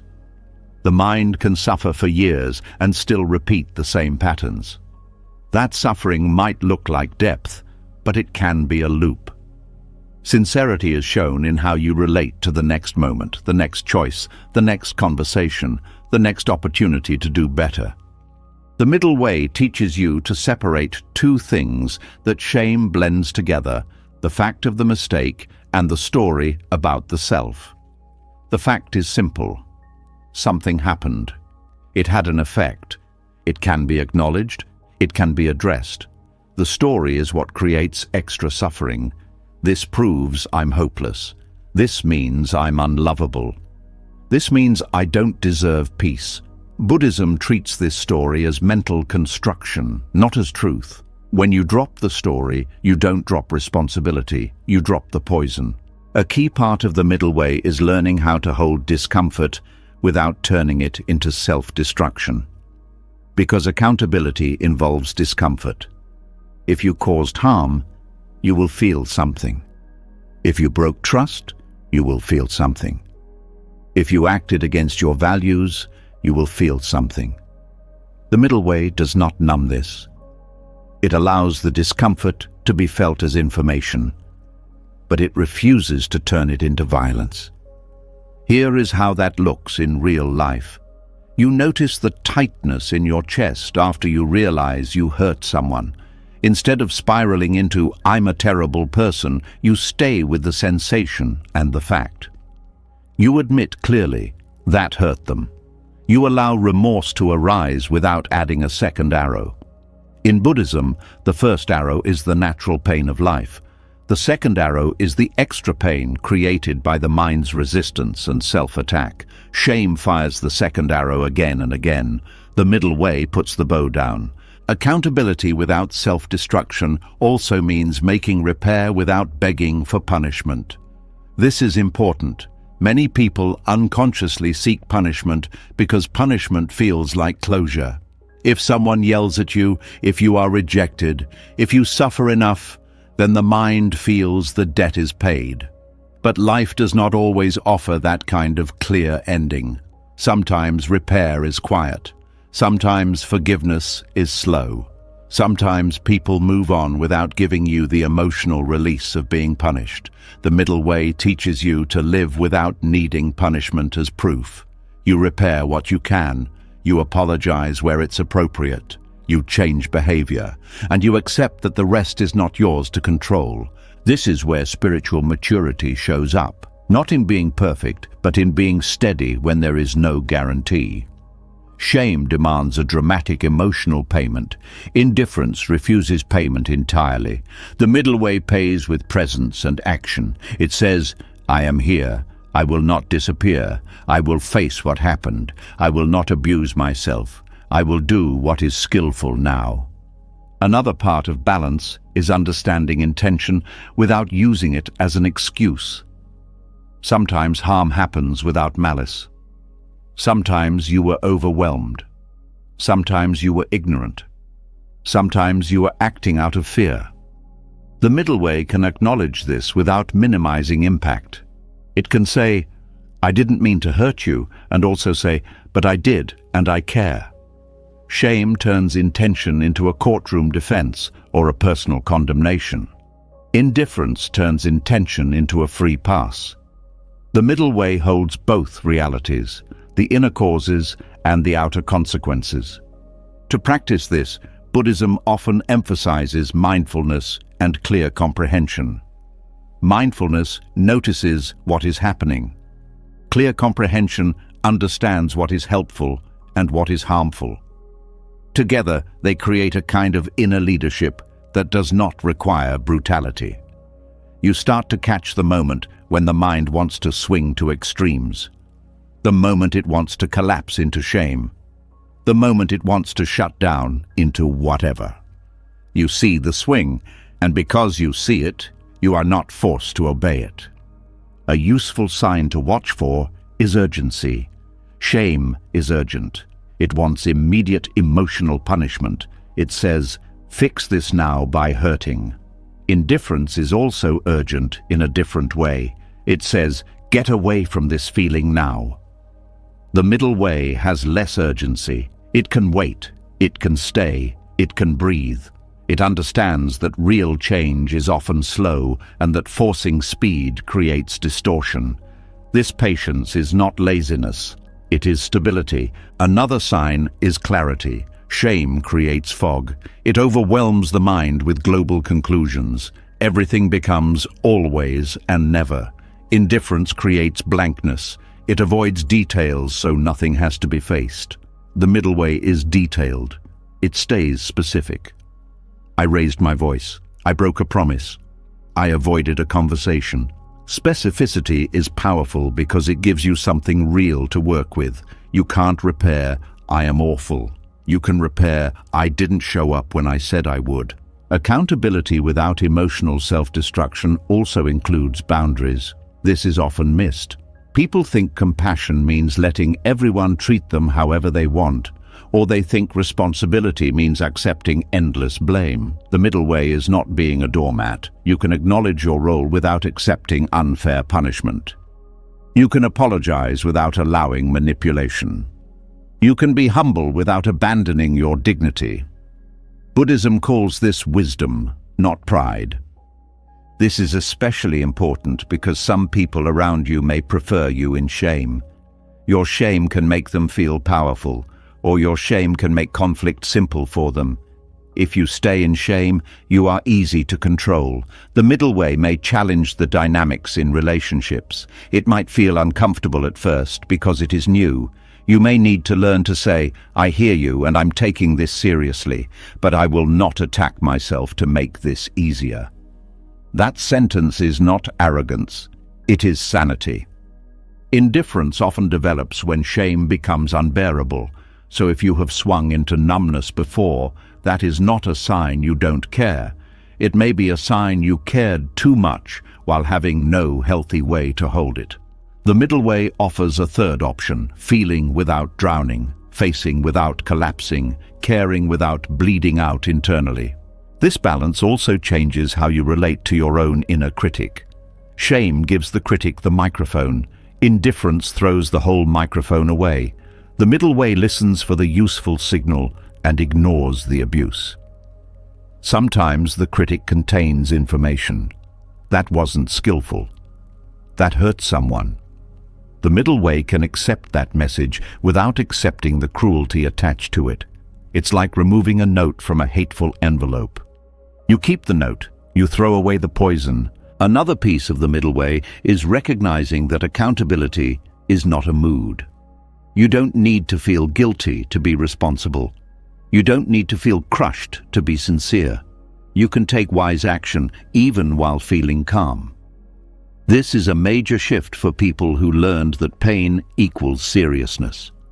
In Buddhism, calm is not indifference. Calm can be the clearest form of care because it allows you to respond rather than react. When calm is present, you can speak more honestly. You can apologize without turning it into a performance. You can make amends without needing applause or forgiveness on demand. You can accept consequences without turning them into self-hatred. This calm is not cold, it is stable warmth. It is the mind refusing to add fire to fire. The middle way also recognizes that sometimes you cannot repair the past directly. Someone may be gone, a moment may be lost, an opportunity may never return. Shame uses this to torture you forever. Indifference uses this to dismiss it. The middle way asks, what kind of person do I become now, given what I learned? It turns regret into guidance. It turns pain into a compass, not a prison. This kind of accountability is also quiet. It doesn't always announce itself. It shows up in small, consistent choices. You become more careful with words. You pause before reacting. You choose honesty sooner. You ask questions instead of assuming. You follow through. You notice the conditions that lead to old patterns and you change the conditions. This is real responsibility. It does not need self-destruction to prove itself. And when you slip again, because humans do, the middle way responds differently. Shame says, you're hopeless. Indifference says, who cares? The middle way says, there it is again. What led to it? What can be adjusted? This response is not soft in a weak way. It is strong in a clear way. It doesn't waste energy on self-hate. It uses energy to understand and act. Buddhism often talks about compassion and wisdom as two wings of a bird. Without compassion, wisdom becomes cold. Without wisdom, compassion becomes confused. Shame has neither. Indifference has neither. The middle way brings both online. Compassion says suffering is here. Wisdom says don't add more. Compassion says this matters. Wisdom says don't make it identity. As you practice this balance, a new feeling starts to appear. It may be unfamiliar at first. It is the feeling of being accountable without being afraid of yourself. It is the feeling of meeting your life without needing a whip or a wall. It is the feeling of being human with your eyes open and your heart intact. And from this place, a deeper question becomes possible. If accountability can exist without shame, and care can exist without indifference, then what is actually driving all those cycles of pressure and punishment inside the mind? Why does the mind keep reaching for pain as if pain were progress? Why does suffering feel like proof that something is changing? There is a mechanism beneath it, almost like a trick the mind plays on itself, a way the brain mistakes discomfort for growth, and seeing that trick clearly changes the whole game. As the balance between shame and indifference begins to stabilize, something else becomes easier to notice. The mind no longer swings as wildly, yet there is still a pull toward discomfort. A strange urge to make things harder than they need to be. A subtle belief that if something doesn't hurt, it must not be working. This belief is rarely spoken out loud, but it quietly guides behavior. And it reveals one of the mind's most convincing illusions, the idea that pain means progress. This illusion forms early. Pain has always been associated with effort, with training, with discipline, with transformation. From school to work to relationships to spiritual practice, struggle is praised. Endurance is celebrated. Suffering is framed as proof that something meaningful is happening. So when the mind wants to change, it reaches for what it knows. It reaches for pain. Pain creates intensity. Intensity feels like movement. Movement feels like progress. The brain connects these dots quickly and confidently. When something hurts, the mind assumes it is being challenged. When it is challenged, it assumes it is growing. This assumption feels so natural that it rarely gets questioned. But Buddhism questions it very carefully. The mind does not actually measure growth by wisdom. It measures it by sensation. Pain is a strong sensation. It cuts through numbness. It creates focus. It produces urgency. All of this can feel like engagement, but engagement is not the same as understanding. A fire alarm is engaging. It does not teach you how to cook. When suffering appears, the brain releases stress chemicals. These chemicals sharpen attention in the short term. They narrow focus. They increase vigilance. In some situations, this is useful, But when used as a constant strategy for growth, it backfires. A stressed mind becomes reactive. It loses nuance. It mistakes pressure for clarity. This is how pain simulates progress without delivering it. The illusion works because pain demands attention. When you feel emotional pain, you feel busy inside. Thoughts race, feelings surge, the mind is occupied. This busyness feels like effort, and effort feels moral. I'm not avoiding this, the mind says. I'm suffering through it. But suffering through something is not the same as learning from it. Buddhism distinguishes between awareness and agitation. Awareness is open. It sees clearly. Agitation is loud. It feels important. Pain produces agitation, not awareness. It keeps the mind spinning around the problem rather than understanding it. This spinning creates the sense that something is happening, but nothing new is being seen. Another reason pain feels like progress is that it creates a sense of seriousness. When you are hurting, you feel committed. You feel like you are taking life seriously. Calm can feel suspicious by comparison. Ease can feel like laziness. But seriousness does not equal wisdom. Buddhism teaches that wisdom is quiet. It does not need to hurt to be real. The mind also uses pain to avoid deeper uncertainty. If you are suffering, you don't have to face not knowing. Pain fills the space. It gives the mind something to hold on to, something to do. Sitting calmly with not knowing feels empty. Pain feels solid. So the mind chooses pain because it feels like ground. But that ground is unstable. Pain also creates a false sense of moral alignment. When you hurt after a mistake, it feels like justice has been served. The mind feels balanced. I did wrong, now I suffer. This balance feels like closure. But closure created by pain is temporary. The underlying pattern remains untouched. Buddhism teaches that insight, not punishment, is what ends repetition. There is also an identity component. Pain allows you to be the one who is trying, the one who is struggling, the one who is doing the work. These identities feel active and meaningful. Letting go of pain can feel like letting go of identity. The mind fears becoming empty or irrelevant, so it holds on to suffering as proof of engagement. The illusion deepens because pain can sometimes accompany real change. When habits shift, discomfort often arises. When attachments loosen, fear can appear. The mind then draws the wrong conclusion. It assumes pain caused the change, rather than noticing that pain was simply present during the process. Buddhism is careful here. It does not deny discomfort. It denies discomfort as the driver. When pain is treated as the driver, the mind begins to chase it. It adds extra suffering. It tightens unnecessarily. It creates inner pressure to feel bad as a sign of effort. This extra suffering does not speed up growth. It exhausts the mind. It reduces curiosity. It turns learning into endurance. A tired mind does not learn well. It survives. It copes. It repeats familiar strategies. This is why people can suffer for years and still feel stuck.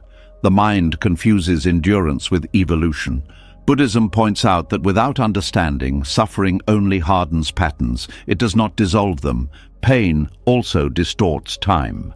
When you are suffering, the present moment feels heavy and endless. The mind fixates. It loops.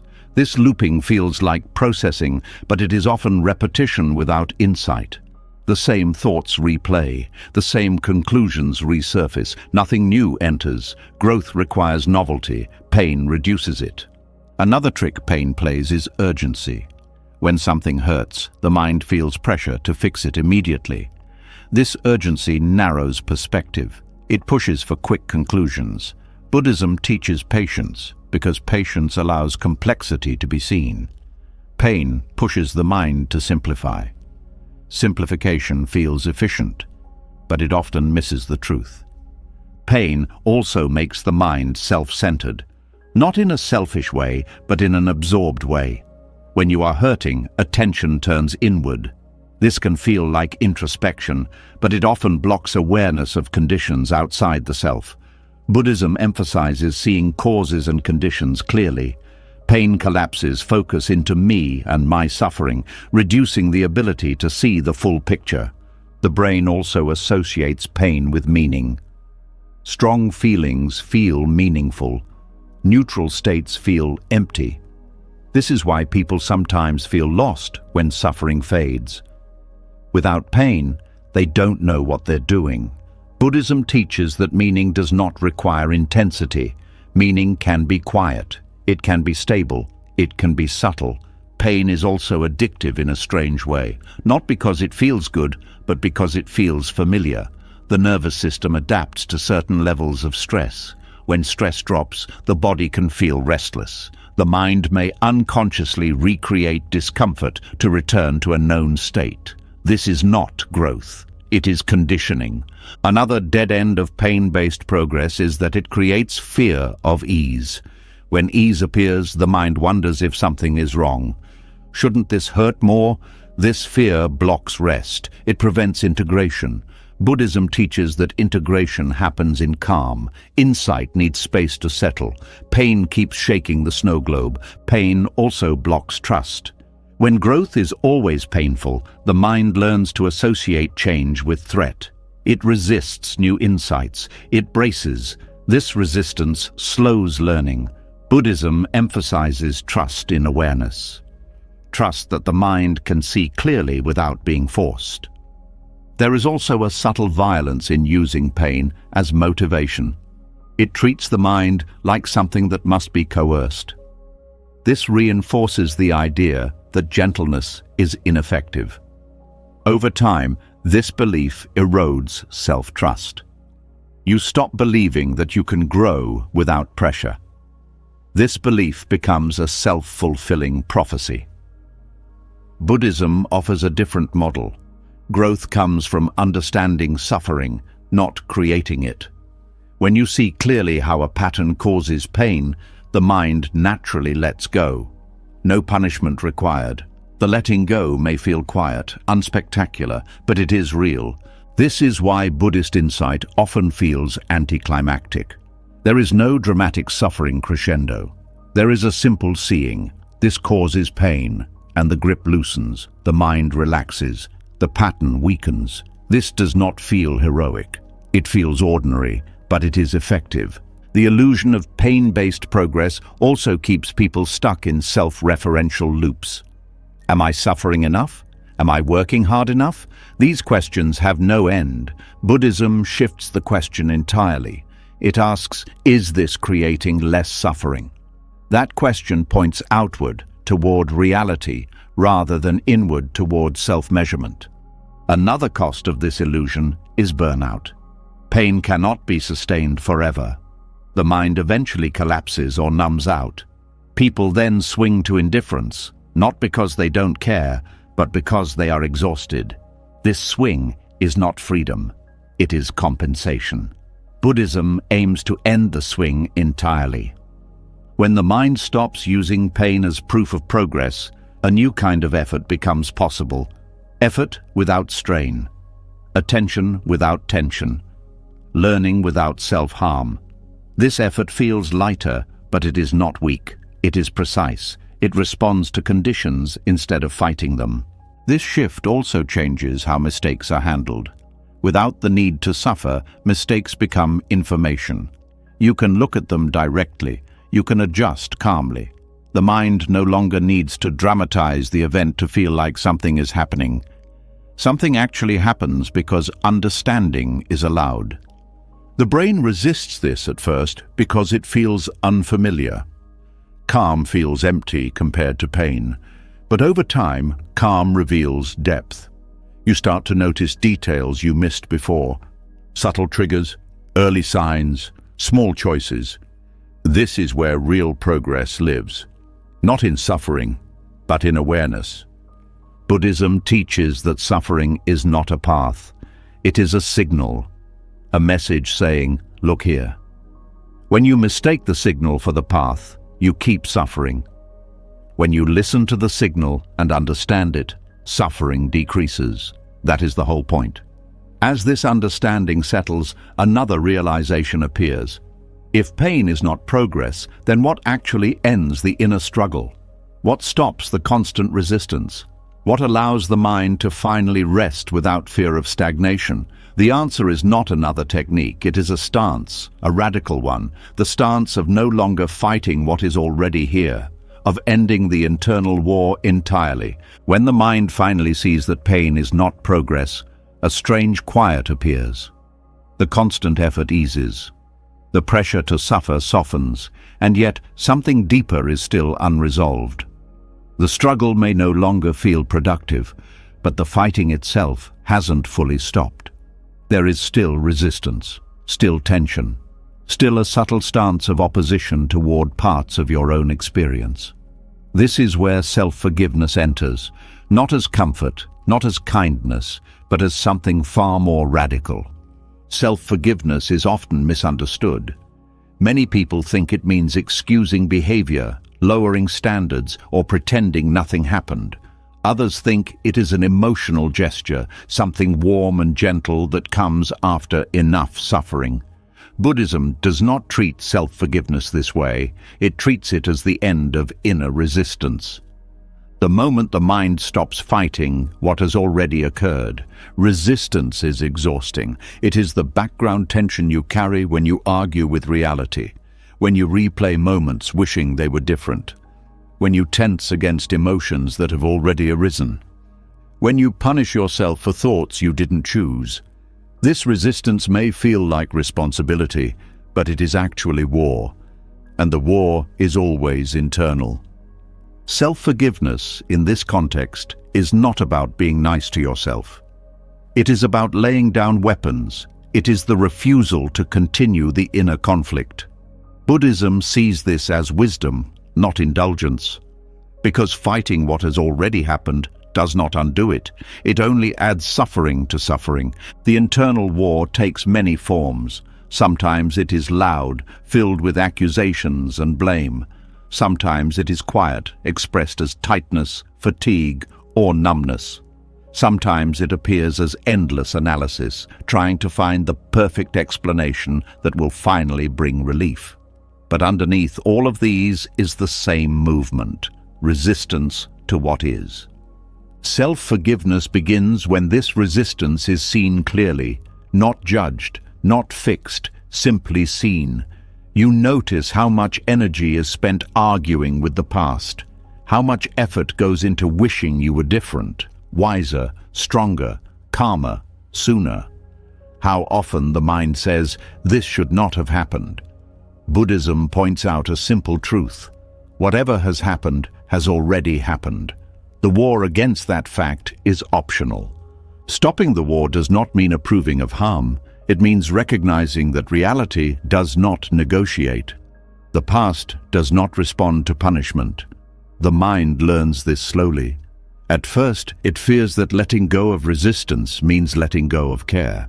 But something surprising happens when resistance ends. Care becomes clearer, more focused, less tangled in self-hatred. Self-forgiveness is radical because it removes the enemy. And for many people, the enemy has always been themselves. Without that enemy, the mind feels exposed. There is nothing to push against, nothing to blame, nothing to punish. This exposure can feel uncomfortable at first, but it is also where peace becomes possible. Buddhism teaches that suffering is created not just by pain, but by the craving for things to be different.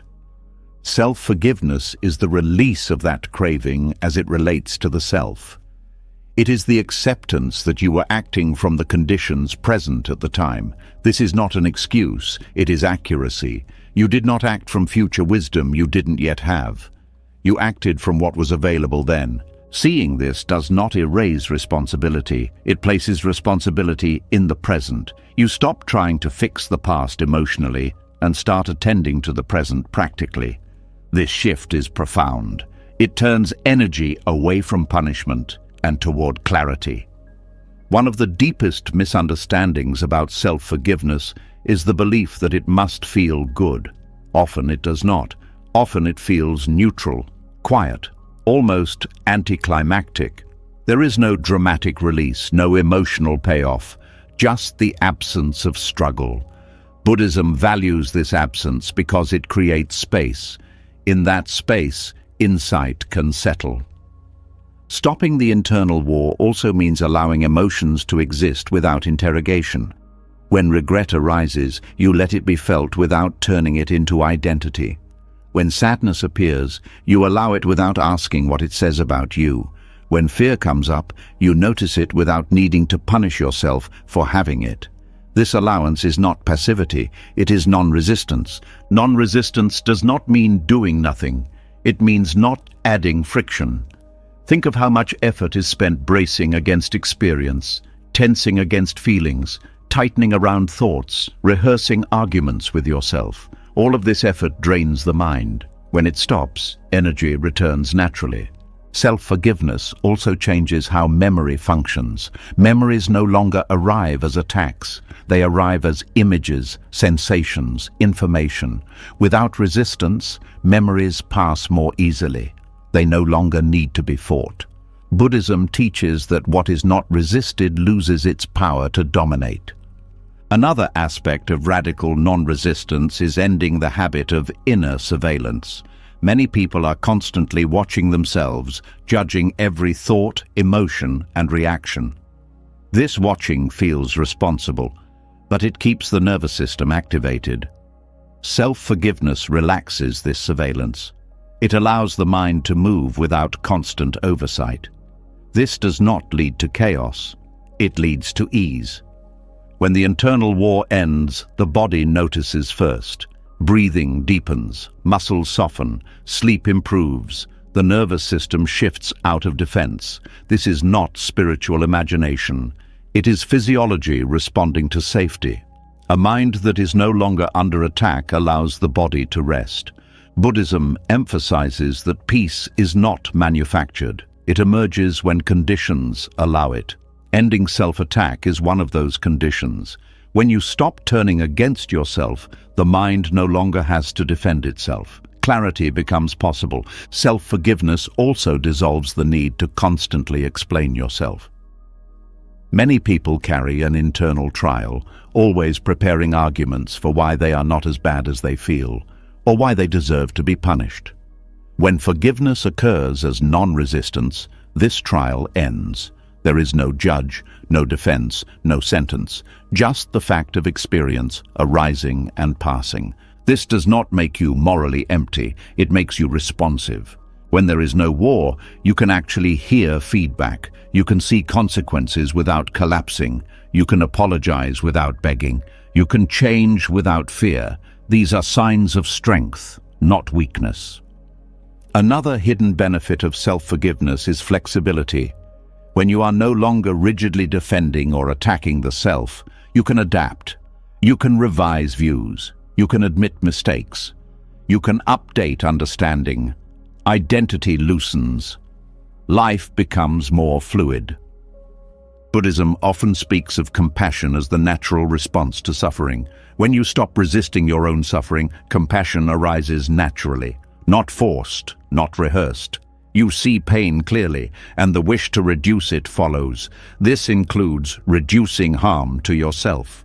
Radical non-resistance also means letting go of the belief that you must resolve everything emotionally before moving on. Some things do not resolve neatly. Some regrets remain tender. Forgiveness does not erase tenderness. It simply removes the war around it.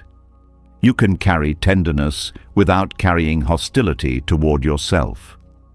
There is also a deep humility in self-forgiveness. It acknowledges human limitation. It accepts that learning unfolds over time. It releases the fantasy that you could have been perfect if you had just tried harder. Buddhism sees this humility as wisdom because it aligns with reality. When the internal war ends, attention shifts outward. You become more present with others, less preoccupied with self-assessment, more available to listen, more capable of empathy. This is not because you became nicer. It is because the mind is no longer occupied with fighting itself. Self-forgiveness also changes the relationship with effort. Effort becomes lighter. It is no longer fueled by fear of punishment. It is guided by understanding. You do what is skillful because it reduces suffering, not because you are trying to redeem yourself. This is why Buddhism treats forgiveness as liberation. Not a moral achievement, but a release from bondage. The bondage is not the past. It is the resistance to the past. When resistance ends, the grip loosens. There may still be moments when old habits return. The mind may try to restart the war. This is not failure. It is conditioning. Each time you notice it and choose not to engage, you weaken the pattern. Non-resistance becomes more familiar. Peace deepens. As self-forgiveness settles, another subtle pattern becomes visible. Even without open self-attack, the mind may still replay the past, not to punish, but to remind, to keep watch, to stay alert. Memory itself can become a weapon. The mind uses it to maintain vigilance, to ensure mistakes are never repeated.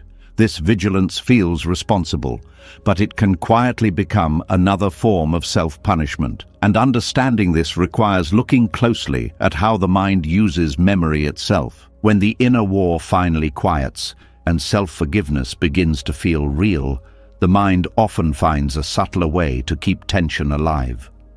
There is no longer loud self-attack, no dramatic punishment. Just a quiet replay. A moment from the past surfaces again, and again, and again. Not to learn, not to repair, but to watch, to remind, to keep guard. This is where memory stops being a teacher and becomes a weapon. Memory itself is not the problem. In Buddhism, memory is simply a function of mind, a record of experience. It allows learning. It helps you recognize patterns. It supports wisdom when used correctly. But when memory is fused with fear, it changes purpose. It stops serving understanding and starts serving control. The mind begins to replay past mistakes, not to gain insight, but to maintain vigilance. And vigilance easily turns into punishment. This replay often feels responsible. The mind tells itself, I can't forget this. I have to remember so it doesn't happen again. If I stay aware of this pain, I'll stay safe. On the surface, this sounds reasonable, but look closer. Is the replay actually producing new understanding? Or is it repeating the same emotional charge with no new information? Buddhism draws a sharp distinction here. Repetition without insight is not learning, it is suffering on loop.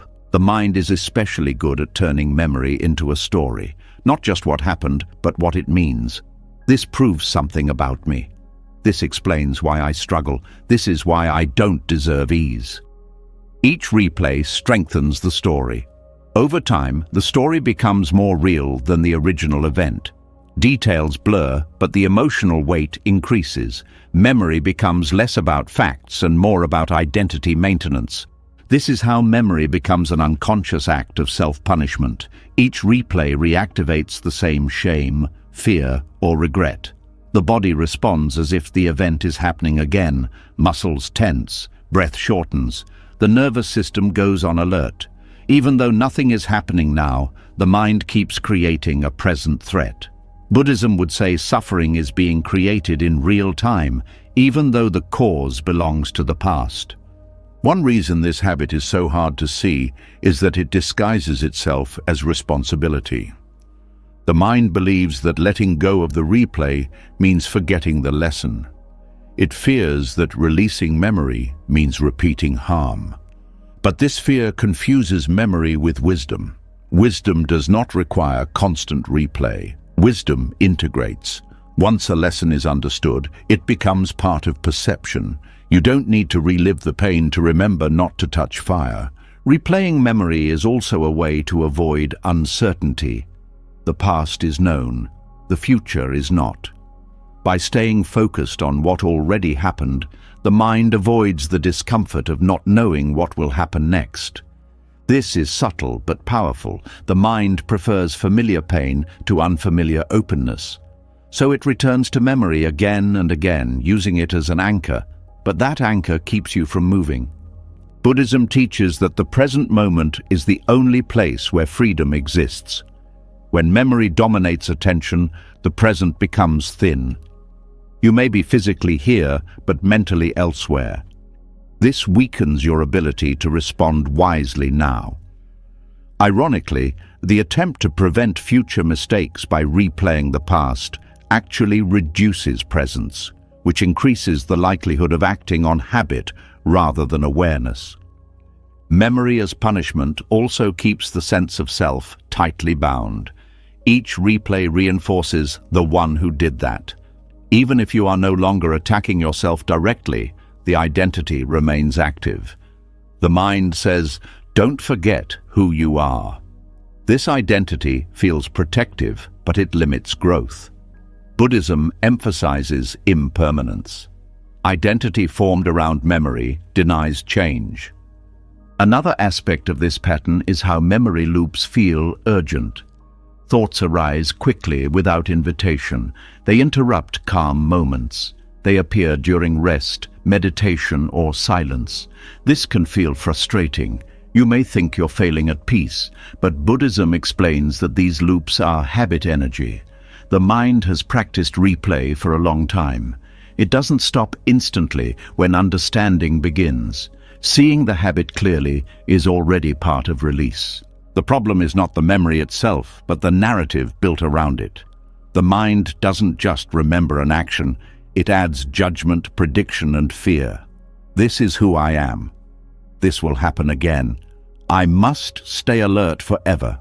This narrative gives memory emotional charge. Without the narrative, memory is just an image, a sensation, a fact. Buddhism trains the mind to separate memory from story. Narrative loops are especially powerful because they feel meaningful. They feel like thinking deeply. But depth is not measured by repetition. A mind stuck in narrative often misses what is actually happening now. Buddhism encourages direct awareness of present experience rather than mental storytelling. This does not mean suppressing thought. It means not believing every story thought tells. Another reason memory becomes a weapon is that it feels safer than forgiveness. Forgiveness feels final. It feels like closing a door.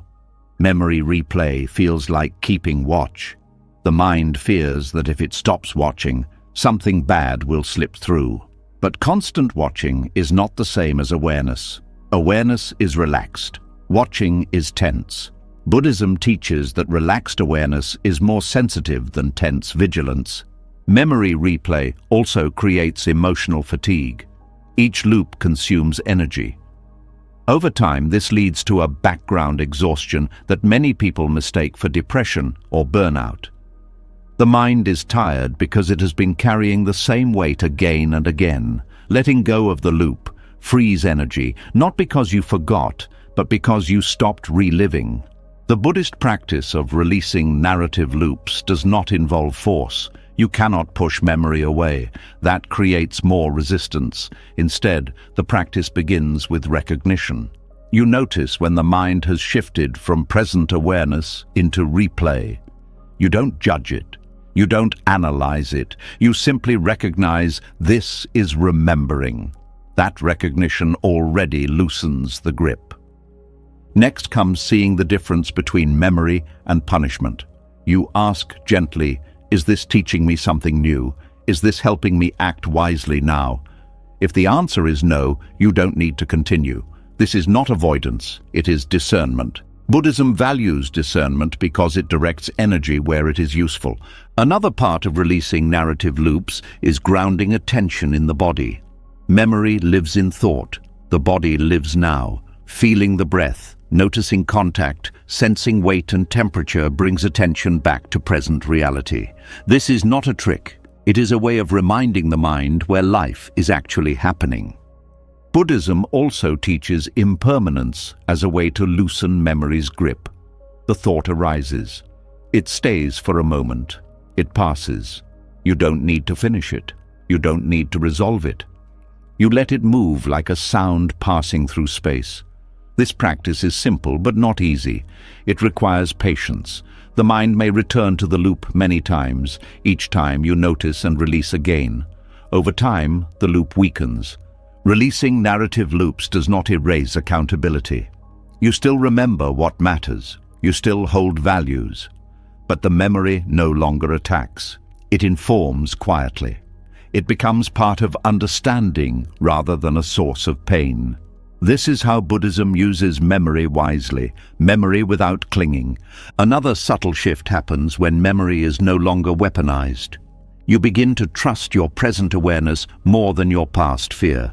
You realize that you don't need to relive pain to be careful. Carefulness can arise from clarity. This trust grows slowly, but it is transformative. The mind may resist this trust. It may say, if I let this go, I'll lose control. But control through memory is exhausting.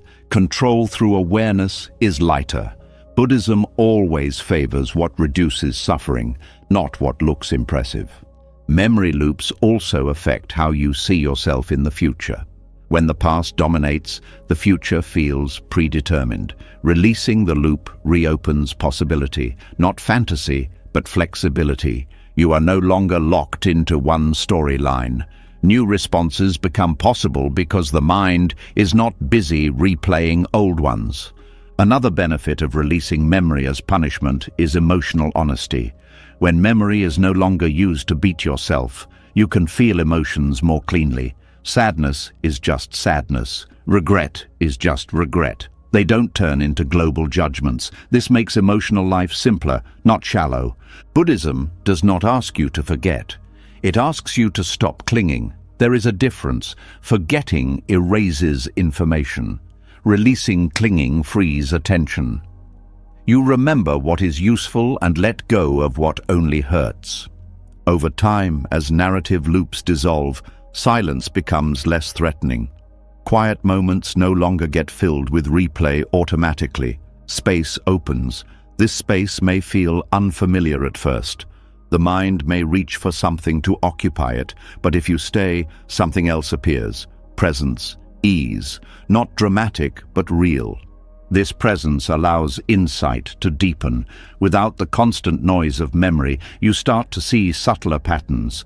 How thoughts arise, how emotions shift, how reactions form and dissolve. This seeing is the foundation of liberation in Buddhism, not escape from memory, but freedom from being controlled by it. And yet, even as memory loses its power, another subtle pattern may remain. The mind may still judge itself, not for what happened, but for how harsh it has been. It may criticize its own criticism. This creates a strange loop where self-condemnation wears a new mask. To move beyond this, one more illusion must be seen clearly: the hidden pride inside extreme self-criticism. As the old memory loops begin to loosen, the mind often feels a new kind of space. The past is no longer playing on repeat as loudly. The inner room becomes quieter, and that quiet can reveal something surprising. Even without the replay, even without obvious punishment, the mind may still hold onto a familiar posture. A posture that sounds humble on the surface, but quietly keeps the self at the center. This is where another hidden pattern shows itself, one that many people never notice because it wears the mask of morality. There is a kind of self-condemnation that feels almost right. It feels noble. It feels honest. It feels like proof that you are not arrogant, not careless, not shallow. It says, at least I'm hard on myself. It says, at least I don't let myself get away with things. It says, I hold myself to a high standard. And the strange part is, this can sound like spiritual discipline. It can even look like growth. But inside, something else is happening. Here is the emotional truth most people avoid. Extreme self-criticism can feel like a private badge of honor. Not in a loud way, in a quiet way, a hidden pride, a subtle superiority that says, I suffer more than others would, therefore I care more. Or, I judge myself harder than anyone else could, therefore I am more honest. Or, I don't forgive myself easily, therefore I am more serious. This pride is not cheerful. It is heavy. It is grim. But it is still pride, Because it strengthens a special identity. Buddhism is very direct about the ego.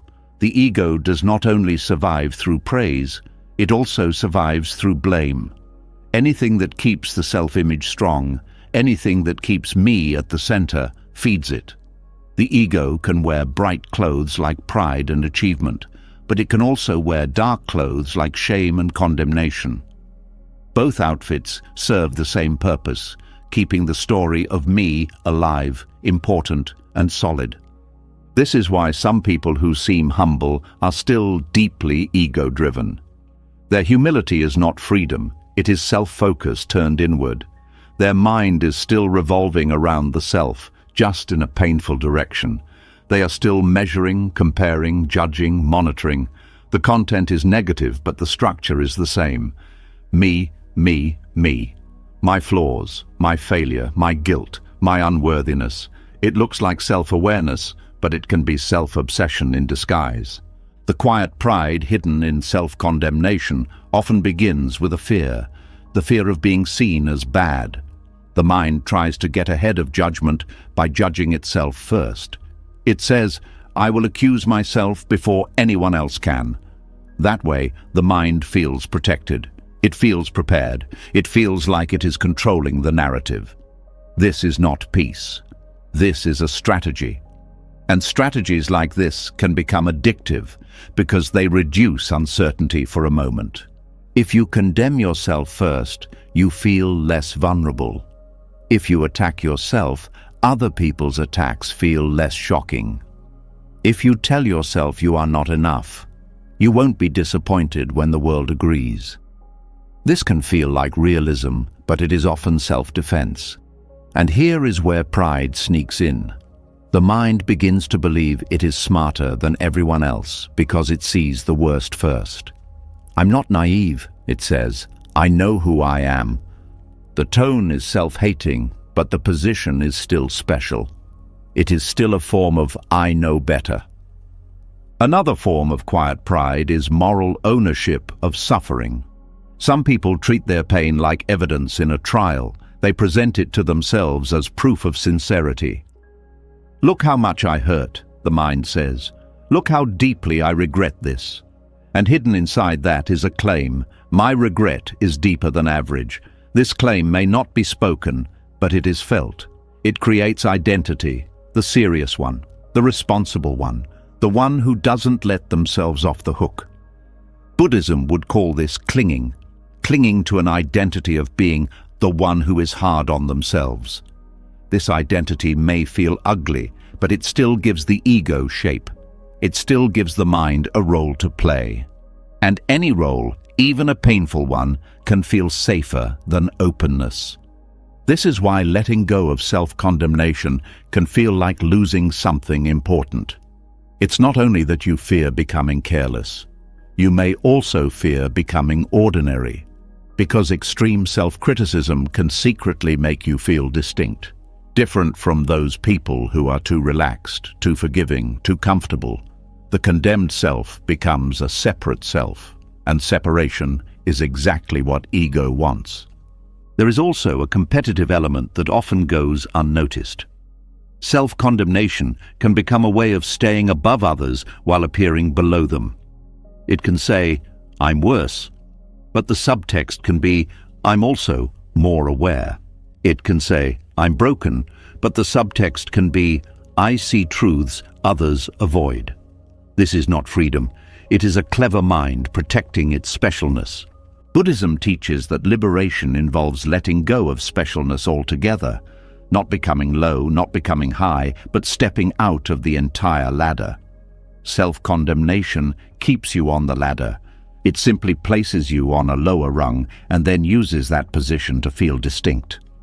Another way self-condemnation reinforces ego is through control of self-image. When you punish yourself, you get to decide the story. You get to decide what you are. You get to decide how bad it is. That feels like control. It keeps you in charge. But true spiritual growth often requires surrendering control of self-image. It requires being willing to not know exactly who you are and to let life reveal you moment by moment. The ego hates that, so it chooses condemnation because condemnation is a fixed identity. This is why people sometimes cling to harsh self-criticism even when they know it hurts. It is predictable, it is familiar, it gives structure, it gives a sense of certainty. I am the kind of person who fails. That certainty is painful, but it's stable. Freedom, on the other hand, can feel like stepping into open space without a railing. The ego would rather suffer with a railing than be free without one. Self-condemnation can also become a form of emotional performance. Even when no one is watching, the mind performs for an inner audience. It tries to prove it is good by suffering. It tries to prove it is serious by being harsh. It tries to prove it is ethical by refusing peace. This performance keeps the mind tense because it is always trying to convince someone, sometimes a parent's voice, sometimes society, sometimes an old religious fear, sometimes an internal judge that never rests.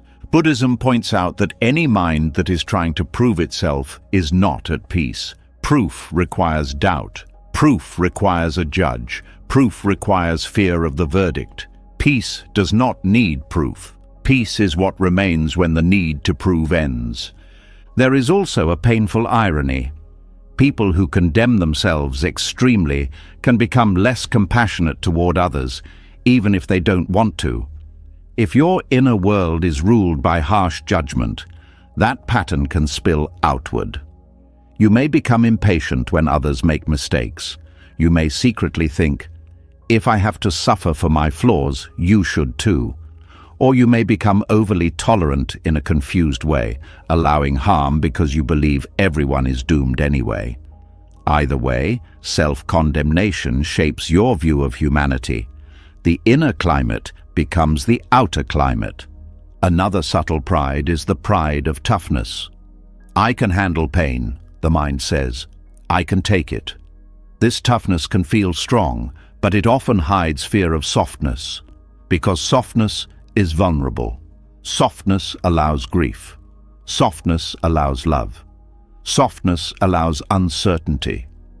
Tough condemnation feels armored. It keeps you from being touched. That armor can be mistaken for discipline.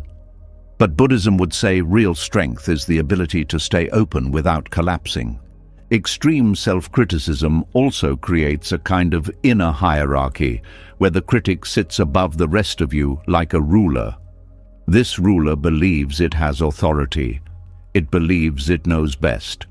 It believes it must keep order. And yes, that is pride too. The pride of the inner controller. Even if the controller speaks harshly, it still believes it is necessary. It still believes the system would fall apart without it. That belief is ego at work. You can test this by asking a simple question inside. What do I fear would happen if I stopped criticizing myself? Often the answer is not ethical, it is emotional. I would feel exposed. I would feel uncertain. I would feel like I'm not trying. I would feel like I'm letting myself win. These answers reveal that the critic is not a moral guide, it is a fear manager. And the fear manager has a strange habit. It measures improvement by pain. If you hurt, you must be working. If you relax, you must be failing. This keeps you trapped because peace becomes suspicious. Calm becomes something you have to apologize for. Happiness becomes something you have to justify. And that is how ego keeps itself alive. It refuses to let the mind rest, because rest would reduce the importance of the self-story. Buddhism offers a different way. It does not ask you to replace self-condemnation with self-praise. It asks you to see the mechanism clearly. The moment you see that condemnation is also ego, something changes. Because you stop treating harshness as humility. You stop treating suffering as sincerity. You stop treating self-attack as wisdom. In Buddhist practice, one of the deepest steps is learning to observe the mind without becoming the mind. When condemnation arises, you notice it as an arising. Harsh judgment is here. You don't identify with it. You don't obey it. You don't fight it. You see it. This seeing weakens the pride inside it because pride needs identification. Pride needs you to believe, this is me. When you see it as a mental event, it loses authority. Another important step is learning to recognize the pleasure hidden in condemnation. Yes, pleasure, not the warm kind, but the satisfaction of being right. The satisfaction of having a conclusion. The satisfaction of being the judge who knows the truth. Condemnation can feel like certainty, and certainty can feel good, even when it is painful. Buddhism asks you to be honest about that, not to shame yourself for it, but to see it. Because once you see the satisfaction, you understand why the habit continues. This is also why people sometimes resist gentle teachings. Gentle teachings threaten the identity built on harshness. If you have lived as the one who must suffer to be good, then a path that says release is allowed can feel almost offensive. It can feel too easy. It can feel unearned. It can feel like a trick. That reaction is not proof that teaching is wrong. It is proof that the ego is losing its favorite tool. Buddhism does not tell you to become permissive. It tells you to become clear. Clarity does not need harshness. In fact, harshness often blocks clarity by making the mind defensive. When you stop condemning yourself, you don't become blind. You become more accurate. You can see what happened without turning it into a global sentence about your worth. This is one of the biggest misunderstandings. Many people think self-condemnation is honesty, but honesty is factual. Condemnation is interpretive. Honesty says, I spoke sharply.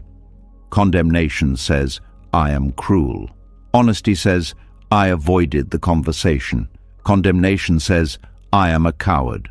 Honesty points to behavior that can change. Condemnation creates identity that feels fixed. Buddhism favors honesty because it leads to skillful action. It rejects condemnation because it leads to stuckness. There is also a deep relief in dropping the need to be the worst. Some people condemn themselves so hard that they secretly believe no one has failed like they have.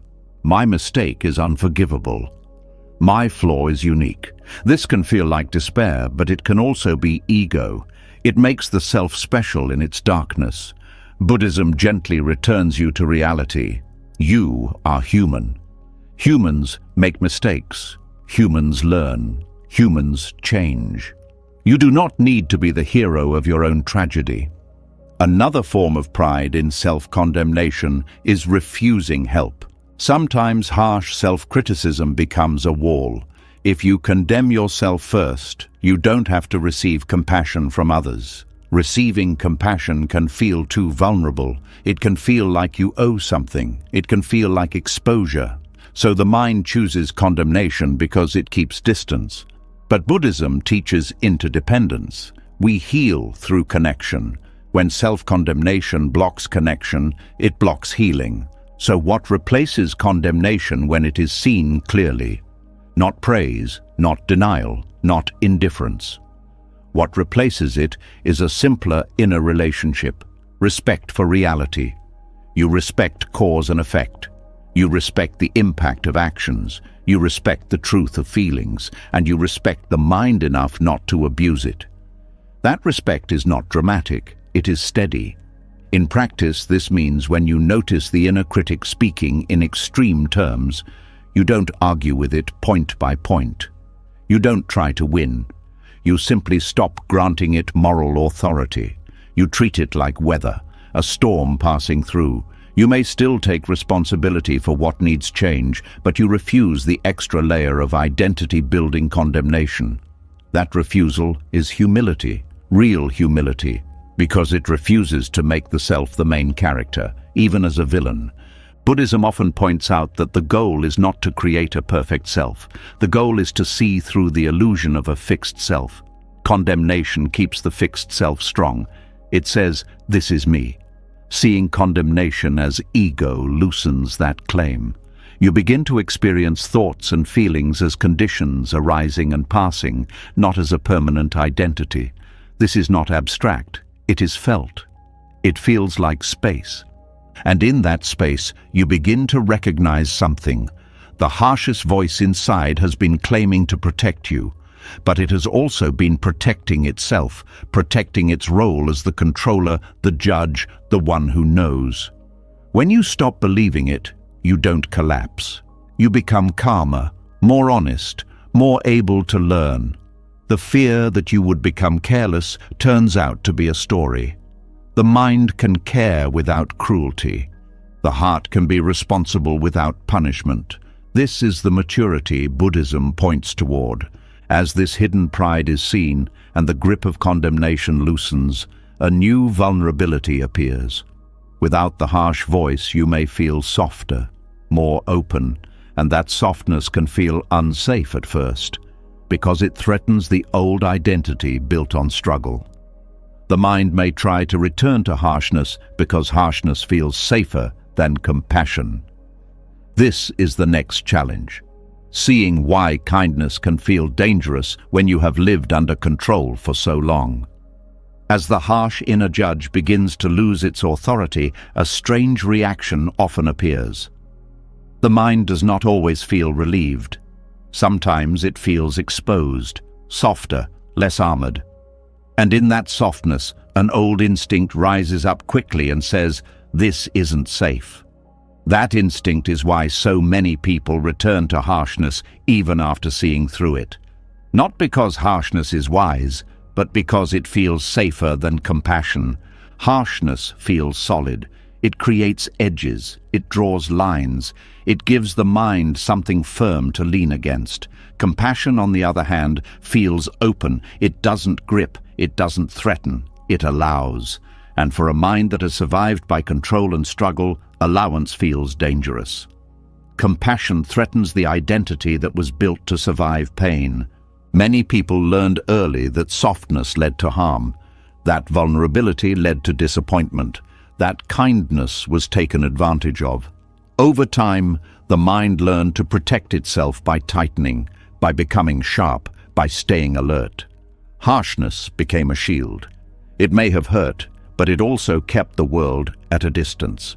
Compassion threatens to lower that shield. This is why compassion can feel irresponsible at first. The mind equates kindness with weakness. It says, if I stop being hard on myself, I'll lose discipline. If I soften, I'll repeat the same mistakes. If I let myself feel okay, I'll stop trying.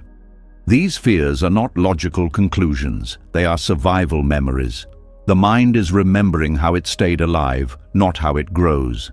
An identity built on struggle relies on pressure to function. It knows who it is when it's fighting, when it's pushing, when it's fixing. Compassion removes the familiar friction, and without friction, the mind doesn't know who it is anymore. This loss of identity can feel more threatening than pain. Pain is familiar, emptiness is not. Harshness also provides a sense of control.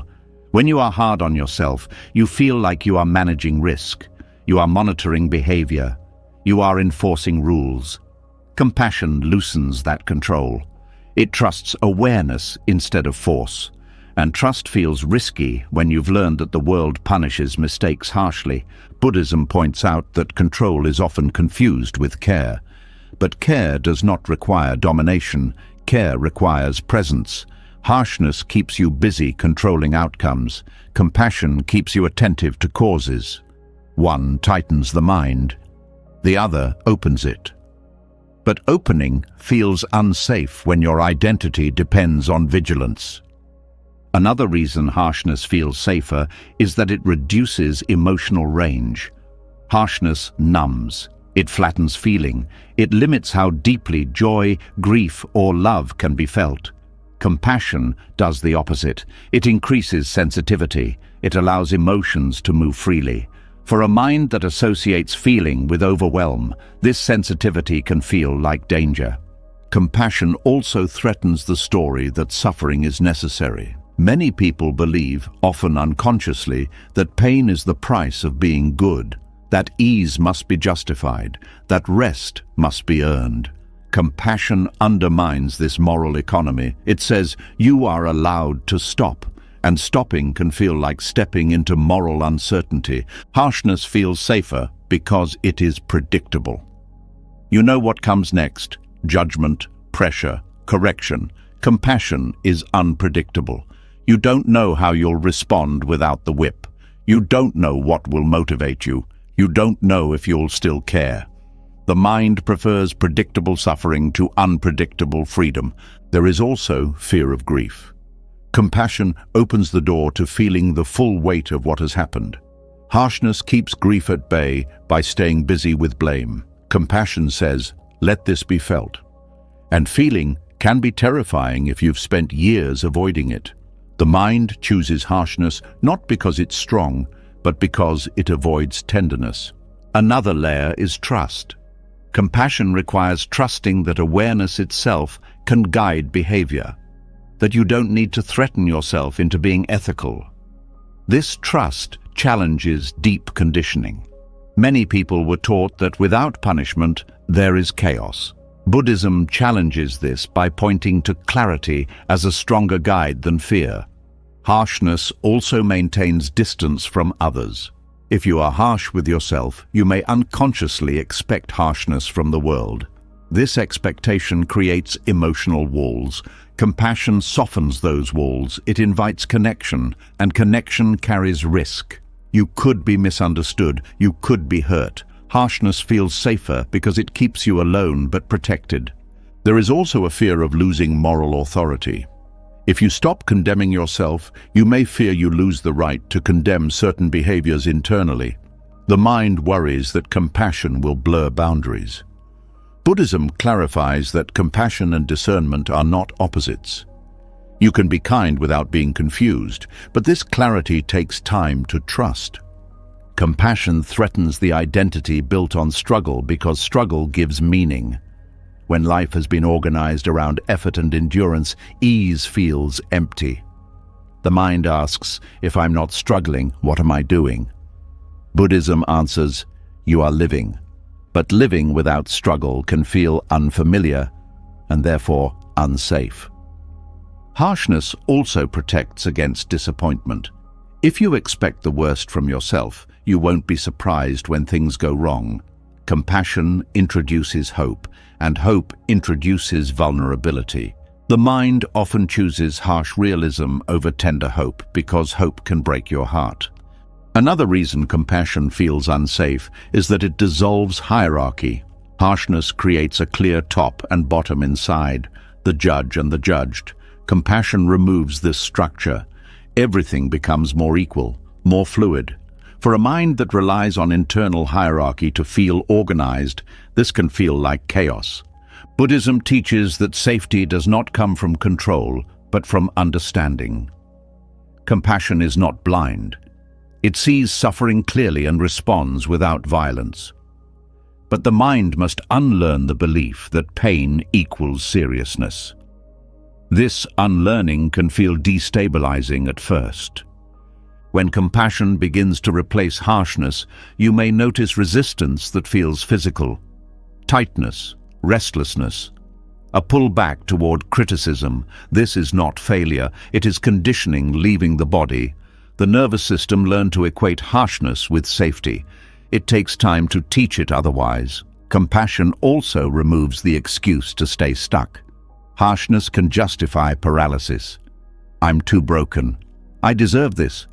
Compassion removes those narratives. It quietly asks, what's possible now? That question can feel overwhelming if you've been hiding behind punishment. There is also fear of responsibility. Compassion makes responsibility clearer, not heavier. But clarity can feel confronting. Harshness blurs responsibility under shame. Compassion reveals it plainly. Some minds prefer blur because blur feels less demanding. Buddhism does not force compassion, it invites understanding. As you see that harshness has not actually kept you safe, the grip begins to loosen. You start to notice that compassion does not make you careless. It makes you attentive. You listen more closely. You notice earlier. You respond sooner. This is a different kind of safety. Over time, compassion begins to feel stable. The nervous system learns that softness does not equal danger. The mind learns that it can care without control. This learning is gradual. It happens through repeated experiences of not collapsing when harshness is absent. Compassion also changes motivation. Instead of being driven by fear of punishment, you are guided by care for well-being. This motivation is quieter but more sustainable. It does not burn out as easily. It does not require constant pressure. Harshness feels safer because it is familiar. Compassion feels risky because it is new. Buddhism reminds us that familiarity is not the same as truth. Many harmful patterns feel safe simply because they are known. Freedom often feels unsafe at first because it is unknown. As compassion becomes less threatening, a deeper insight emerges. You begin to see that harshness was never truly protecting you. It was protecting an identity built on struggle. And as that identity loosens, a new way of being becomes possible. One where learning does not require pain, where responsibility does not require self-destruction, where peace is not suspicious. This opens the door to another important distinction. If compassion can exist without control, then learning must also be possible without reopening wounds. Growth does not have to mean reliving pain. There is a way to extract wisdom without cutting yourself again. And understanding that difference is essential for the next step. As compassion begins to feel less dangerous and the grip of harshness weakens, a new question naturally rises. If pain is no longer the teacher, then how does learning actually happen? If struggle is not required, how do lessons stick? For many people, this is where confusion sets in because they have never been shown the difference between learning and reopening old wounds. The two can feel almost identical on the surface, yet one leads to freedom and the other quietly renews suffering. Learning feels clean. Rewounding feels heavy. But when you've lived for a long time using pain as proof of growth, the signals get mixed. The mind revisits old experiences and assumes it is being responsible. It analyzes, revisits, and revisits again. It calls this reflection. But often nothing new is being understood. The same emotions flare. The same shame tightens. The same story plays. That is not learning. That is reopening a scar. Buddhism offers a very practical way to tell the difference. Learning increases clarity. Rewounding increases contraction. Learning leaves you more present. Rewounding pulls you back into the past. Learning ends with understanding. Rewounding ends with exhaustion. These differences may sound subtle, but they are felt directly in the body and mind. One of the clearest signs of learning is that it produces a sense of I see. Not a dramatic realization, but a quiet knowing. Something clicks, a pattern becomes visible, cause and effect make sense. From that understanding, behavior naturally adjusts. You don't have to force the change, you simply don't reach for the same thing anymore. Rewounding, on the other hand, produces a sense of I hurt. The pain may feel meaningful, but nothing changes. The mind leaves the experience more tense, not more informed. Rewounding often begins with good intentions. You want to understand what happened. You want to make sure it never happens again. But instead of staying with present awareness, the mind drops into the old emotional groove. The body reacts as if the event is happening now. This reaction floods the system with stress, which narrows perception. Narrow perception cannot learn well. It can only survive. Buddhism emphasizes that wisdom arises from seeing conditions clearly. Rewounding obscures conditions by collapsing everything into pain. Learning expands the view. It asks gentle, precise questions. What was I feeling then? What beliefs were operating? What needs were unmet? What signals did I miss earlier? These questions feel curious, not accusatory. They open the mind rather than pressurize it. Another key difference is timing. Learning happens when the nervous system is calm enough to process information. Rewounding happens when the system is overwhelmed. This is why trying to learn while emotionally flooded often fails. Buddhism does not rush insight. It respects the mind's capacity. It knows that forcing reflection during distress only deepens the imprint of pain. Rewounding also tends to generalize. One event becomes evidence of everything. This always happens. I never get it right. Learning stays specific. It looks at one moment, one choice, one reaction. Specificity is crucial because it keeps the lesson workable. You can adjust one behavior. You cannot fix an identity. Another sign you are learning rather than rewounding is how the body feels afterward. Learning leaves the body softer. There may still be sadness or regret, but there is also relief, a sense of release. Rewounding leaves the body tight, jaw clenched, breath shallow, shoulders raised. These bodily signals are not distractions, they are guidance. Buddhism treats the body as part of wisdom, not an obstacle to it. Rewounding often comes with urgency. The mind pushes to resolve everything immediately. Learning allows patience. It understands that insight unfolds over time. Buddhism teaches that forcing understanding is like shaking muddy water and expecting it to clear. Stillness reveals clarity. Agitation spreads confusion. Another difference lies in motivation. Rewounding is driven by fear. Fear of repeating the past. Fear of being flawed. Fear of letting yourself off the hook. Learning is driven by care. Care for well-being. Care for reducing harm. Care for truth. Fear narrows the mind. Care steadies it. Buddhism also points out that rewounding often includes an element of self-punishment. There is a belief that if it hurts enough, it must be working. Learning does not require pain as a currency. It requires honesty, and honesty does not have to be cruel. One of the most important aspects of learning without rewounding is knowing when to stop. Rewounding has no natural end point. The mind can replay forever. Learning ends when the lesson is integrated. You feel it. You don't need to revisit it constantly. The understanding becomes part of perception, like knowing fire burns. You don't need to touch it again to remember. Buddhism encourages reflection, but it emphasizes right reflection. Right reflection looks at causes and conditions without adding blame. It asks, what led to suffering, rather than what is wrong with me? This shift alone can prevent rewounding. It moves the focus from identity to process. Another powerful tool in Buddhism is present moment awareness. Learning happens now. Even when reflecting on the past, the awareness stays grounded in the present. You notice thoughts as thoughts, feelings as feelings. You don't collapse into them. Rewounding happens when awareness is lost and the mind becomes the past. Rewounding also tends to isolate. You feel alone with your pain. Learning connects. It helps you see that patterns are human, not personal failures. This doesn't minimize responsibility. It contextualizes it. Context reduces shame.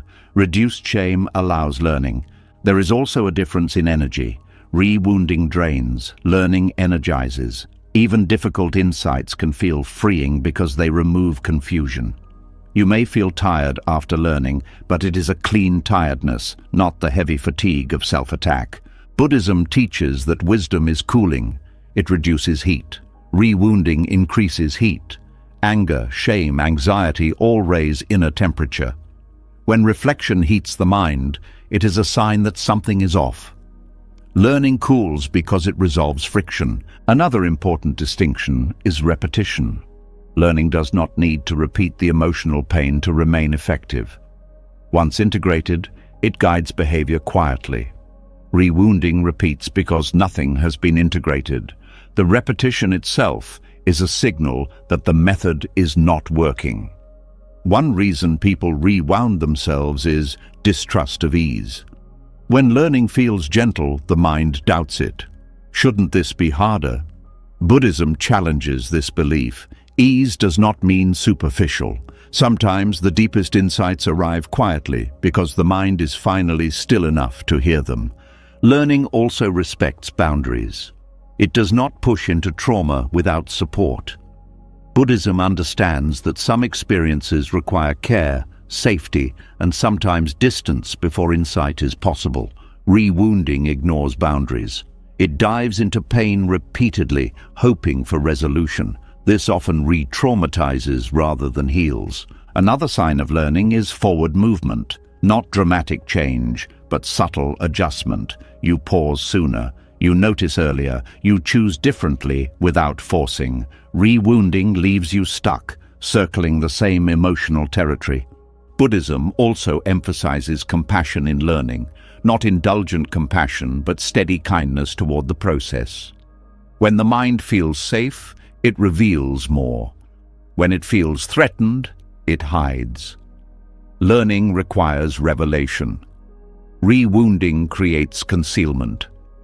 Over time, as you learn to distinguish these two paths, trust grows. You begin to trust that understanding is enough, that you don't need to hurt to remember, that wisdom does not require reopening every wound. This trust changes how you approach growth. You stop equating suffering with seriousness. There is also relief in realizing that you are allowed to stop digging into pain once the lesson is clear. You don't owe suffering to the past. You don't have to keep scars open to prove sincerity. Buddhism treats unnecessary suffering as something to be abandoned, not honored. As learning replaces rewounding, the mind becomes steadier. You can look at your life without flinching. You can acknowledge harm without collapsing. You can change without punishment. This steadiness is not numbness. It is clarity, and yet, even with this clarity, another obstacle can appear. The mind may still cling to self-punishment as a way to show remorse, believing that without pain, change won't stick. This belief can block genuine repentance. It keeps you stuck in emotional beating rather than allowing true transformation. Understanding why punishment blocks change is the next step on this path. As learning begins to replace rewounding, something becomes very clear. Insight feels lighter. Understanding feels cleaner. And yet, right at this point, many people pull back. A familiar belief steps in and says, "This isn't enough." It says, "If I don't suffer more, the change won't be real." This is where self-punishment quietly returns, not as identity, not as memory, but as a supposed requirement for repentance. And this belief blocks transformation more than almost anything else. Repentance is often misunderstood. Many people think repentance means feeling bad for as long as possible. They believe the depth of remorse must match the depth of pain. If the pain fades too soon, they assume something is wrong. They worry they are avoiding responsibility. But Buddhism draws a very clear line here. Repentance is not emotional self-beating. Repentance is seeing clearly and turning away from what causes suffering. When you punish yourself emotionally, attention collapses inward. The mind becomes preoccupied with how bad you feel, how broken you are, how much you deserve to hurt. This feels serious, but it pulls energy away from the very thing repentance requires, awareness of causes and conditions. You cannot change what you cannot see clearly, and self-punishment clouds vision. Genuine repentance requires honesty. Not global honesty about your worth, but precise honesty about behavior. What happened? What led to it? What effect it had? What conditions supported it? Emotional self-punishment blurs these details. It floods the system with shame, and shame simplifies everything into one conclusion: I am wrong. That conclusion feels final, but it explains nothing. When the mind is beating itself, it is not learning. It is surviving. It is trying to manage pain, not understand patterns. Buddhism recognizes this and warns against mistaking suffering for purification. Suffering does not cleanse behavior. Understanding does. Self-punishment also creates fear. Fear of making another mistake, fear of being seen, fear of honesty. And fear pushes behavior underground. When people are afraid of their own minds, they hide from themselves. They rationalize. They avoid. They repeat patterns without fully seeing them. This is why punishment often leads to repetition rather than change. True repentance requires safety. The mind must feel safe enough to look at itself without collapsing. Safety does not mean comfort. It means the absence of threat. When self-attack is present, the mind is under threat. It will not open, it will defend, and defended minds do not transform. Another way self-punishment blocks repentance is by creating emotional debt. You suffer, so you feel you have paid something. Once payment is made, the mind feels temporary relief. That relief can be mistaken for resolution, but the pattern remains untouched. The emotional transaction ends, but the behavior does not truly change. Buddhism would say the root cause was never addressed. Self-punishment also shifts the goal of repentance. Instead of aiming to reduce suffering, the mind aims to feel sufficiently bad. Once that feeling is achieved, effort relaxes. This is why some people feel calmer after intense self-criticism. The punishment worked emotionally, but the calm is false. It comes from release of tension, not from clarity. Genuine repentance feels different. It feels sober, quiet, grounded. There may be regret, but it is not dramatic. There is resolve, but not panic. The mind is oriented toward the future, not stuck in the past. Self-punishment traps the mind in what was. Repentance turns the mind toward what is possible now. Buddhism teaches that transformation happens through turning away from unskillful action and turning towards skillful action. This turning cannot happen while the mind is busy attacking itself. Attack freezes movement. Turning requires mobility. Another subtle block is identity. When you punish yourself, you reinforce the identity of the one who did wrong. This identity can feel honest, but it becomes sticky. You may unconsciously act in ways that confirm it. True repentance dissolves identity. It says that action was unskillful, not this is who I am. Without dissolving identity, change remains superficial. Self-punishment also interferes with compassion, and compassion is essential for repentance. Not because compassion excuses harm, but because compassion allows you to see suffering clearly. When you hate yourself, your view of suffering becomes distorted. You focus on your pain instead of the pain caused. Repentance requires attention to impact, not self-hatred. Another way self-punishment blocks change is through exhaustion. Beating yourself is tiring. Over time, the mind becomes depleted. Depleted minds seek relief, often through old habits. This is how cycles repeat. Buddhism emphasizes sustainable effort. Effort that does not burn the system. Self-punishment also creates rigidity. You lock yourself into vows driven by fear. I will never do this again. These vows feel strong, but they are brittle. When pressure rises, they snap.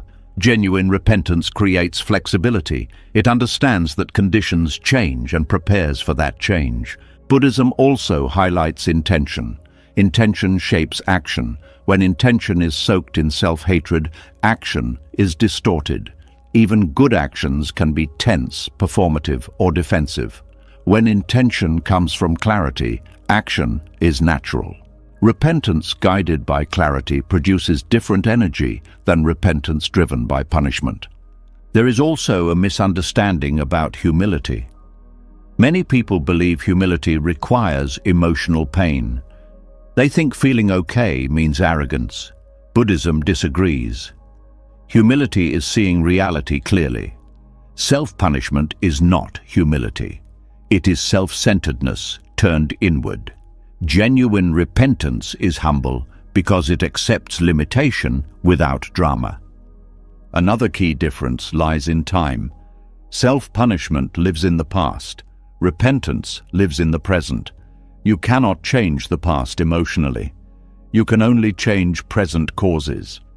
Every moment spent beating yourself is a moment not spent adjusting conditions now. Self-punishment also interferes with receiving feedback. When you are already attacking yourself, external feedback feels overwhelming. You may shut down or become defensive. Genuine repentance allows feedback to be received and integrated. It does not need to protect a fragile self-image. Buddhism also teaches that suffering itself is not the goal. Reducing suffering is. When repentance increases suffering without reducing harm, it misses its purpose. Self-punishment often increases suffering in the mind while doing little to prevent future harm. This is why it is abandoned on the path. Another subtle trap is moral pride. Punishing yourself can feel like taking the high road. It can feel like proof of seriousness. But seriousness does not require cruelty. Repentance guided by wisdom is quiet, not theatrical. True repentance also includes forgiveness, but not as comfort, as release. You release the self from being the battlefield so that energy can move toward change. Without forgiveness, repentance becomes endless. With forgiveness, repentance becomes effective. Buddhism emphasizes that change happens when insight meets intention. Self-punishment blocks insight. It narrows focus. It reduces curiosity. It makes the mind brittle. Insight requires openness. Repentance requires insight. When emotional beating stops, repentance actually deepens. You become more aware of subtle triggers. You notice earlier signs. You respond sooner. This is real change. It does not look dramatic, but it is stable. There is also a deep relief in realizing that you do not need to suffer to prove sincerity. You can be sincere and calm at the same time. You can care deeply without bleeding internally. Buddhism calls this wisdom. As self-punishment loosens, the mind begins to trust itself more, not because it is perfect, but because it can see clearly. This trust supports ethical living far more than fear ever could. And yet, as this trust grows, another fear may appear, a fear that peace itself is dangerous, that calm feels undeserved, that after long suffering, ease feels suspicious. This fear can quietly pull people back into pain. Understanding why peace itself can feel threatening after long struggle is the next turning point on this path. As self-punishment loosens and repentance becomes clearer, something unexpected often happens. The mind does not immediately relax into relief. Instead, a quiet unease appears. Calm arrives, and rather than feeling safe, it feels wrong, almost suspicious, as if something important has been forgotten, as if danger is being ignored. This is a moment many people don't talk about, but it shapes everything that comes next. The fear of peace after long suffering. For a mind conditioned by pain, peace is unfamiliar territory. Suffering has been the landscape for so long that it feels normal, even honest. Pain became a language. Struggle became structure. Effort became identity. When calm finally appears, the mind doesn't know how to live there. It has no map. And without a map, it assumes the place must be unsafe. This fear does not come from logic. It comes from conditioning. The nervous system learns through repetition. If you spent years under pressure, criticism, or emotional threat, your body adapted. It learned to stay alert, to scan for danger, to brace. Over time, that state became home. Peace, by contrast, feels empty, quiet, exposed. The body asks, "Why am I not preparing for something?" The mind asks, "What am I missing?" Many people secretly believe that peace must be earned through suffering, that calm without pain is dishonest, that ease without punishment is immoral. These beliefs are rarely examined because they feel serious. They sound responsible, but Buddhism asks a simple question. If suffering were the price of peace, why does suffering so often lead to more suffering instead of wisdom? Long suffering creates familiarity, not truth. When you live under pain for a long time, pain becomes proof of engagement. It tells you that you are trying, that you care, that you haven't given up. Peace removes that proof, and without it, the mind feels unanchored. It worries that calm means laziness, that relief means avoidance, that rest means failure. There is also guilt tied to peace, a subtle guilt. How can I feel okay when so much went wrong? How can I rest when others are still suffering? How can I be calm when I haven't fully paid? This guilt makes peace feel undeserved. Buddhism does not deny moral sensitivity, but it challenges the idea that inner suffering helps anyone. Carrying pain does not fix the past. It only multiplies pain in the present. Another reason peace feels dangerous is that suffering often kept you vigilant. Vigilance feels protective. Calm feels like lowering your guard. For a mind trained by hardship, lowering the guard feels reckless. If I relax, the mind says, something bad will happen. This belief is not a thought, it is a bodily memory. The body remembers times when relaxation led to harm, so it resists calm automatically. This is why people sometimes sabotage peaceful moments. Right when things settle, the mind picks a fight. It reopens old regrets. It worries about the future. It criticizes something small. Not because it wants pain, but because pain feels safer than uncertainty. Suffering gives the illusion of control. Peace requires trust. Peace also threatens identity. If you have lived as the one who struggles, the one who survives, the one who carries weight, then peace asks a frightening question. Who are you without that role? The mind may cling to suffering because it provides meaning. Without it, there is a blank space. Buddhism teaches that this blank space is not emptiness in a negative sense. It is openness. But openness can feel terrifying when you are used to being defined by struggle. Another hidden fear is that peace will make you forget. Forget the lessons, forget the harm, forget what matters. This fear assumes that pain is the only way memory stays alive. Buddhism disagrees. Wisdom remembers without reopening wounds. Calm does not erase understanding. It allows understanding to function without distortion. Peace can also feel lonely at first. Suffering often creates connection through shared pain, through stories of struggle, through mutual survival. When you step into calm, you may feel separate, different, as if you've left something behind. This can create grief. Grief for the old identity. Grief for the familiarity of pain. Buddhism recognizes this grief as part of letting go. There is also a fear of disappointment. When peace arrives, the mind worries it won't last, and if it doesn't last, the fall will hurt. So the mind stays guarded. It keeps one foot in suffering as a backup. Don't get too comfortable, it says. This won't last. This protective pessimism feels wise, but it prevents full presence. You never fully arrive. Another layer is moral fear. Some people believe that being calm means not taking life seriously, that urgency equals care, that without inner pressure, values will fade. Buddhism offers a different view. Values rooted in fear collapse under stress. Values rooted in clarity endure. Peace also changes how responsibility feels. When you are suffering, responsibility feels heavy and dramatic. When you are calm, responsibility becomes quieter, more ordinary. This ordinariness can feel insufficient. Shouldn't this feel heavier? The mind asks. Buddhism says no. True responsibility is often simple. You see what reduces harm and you do it.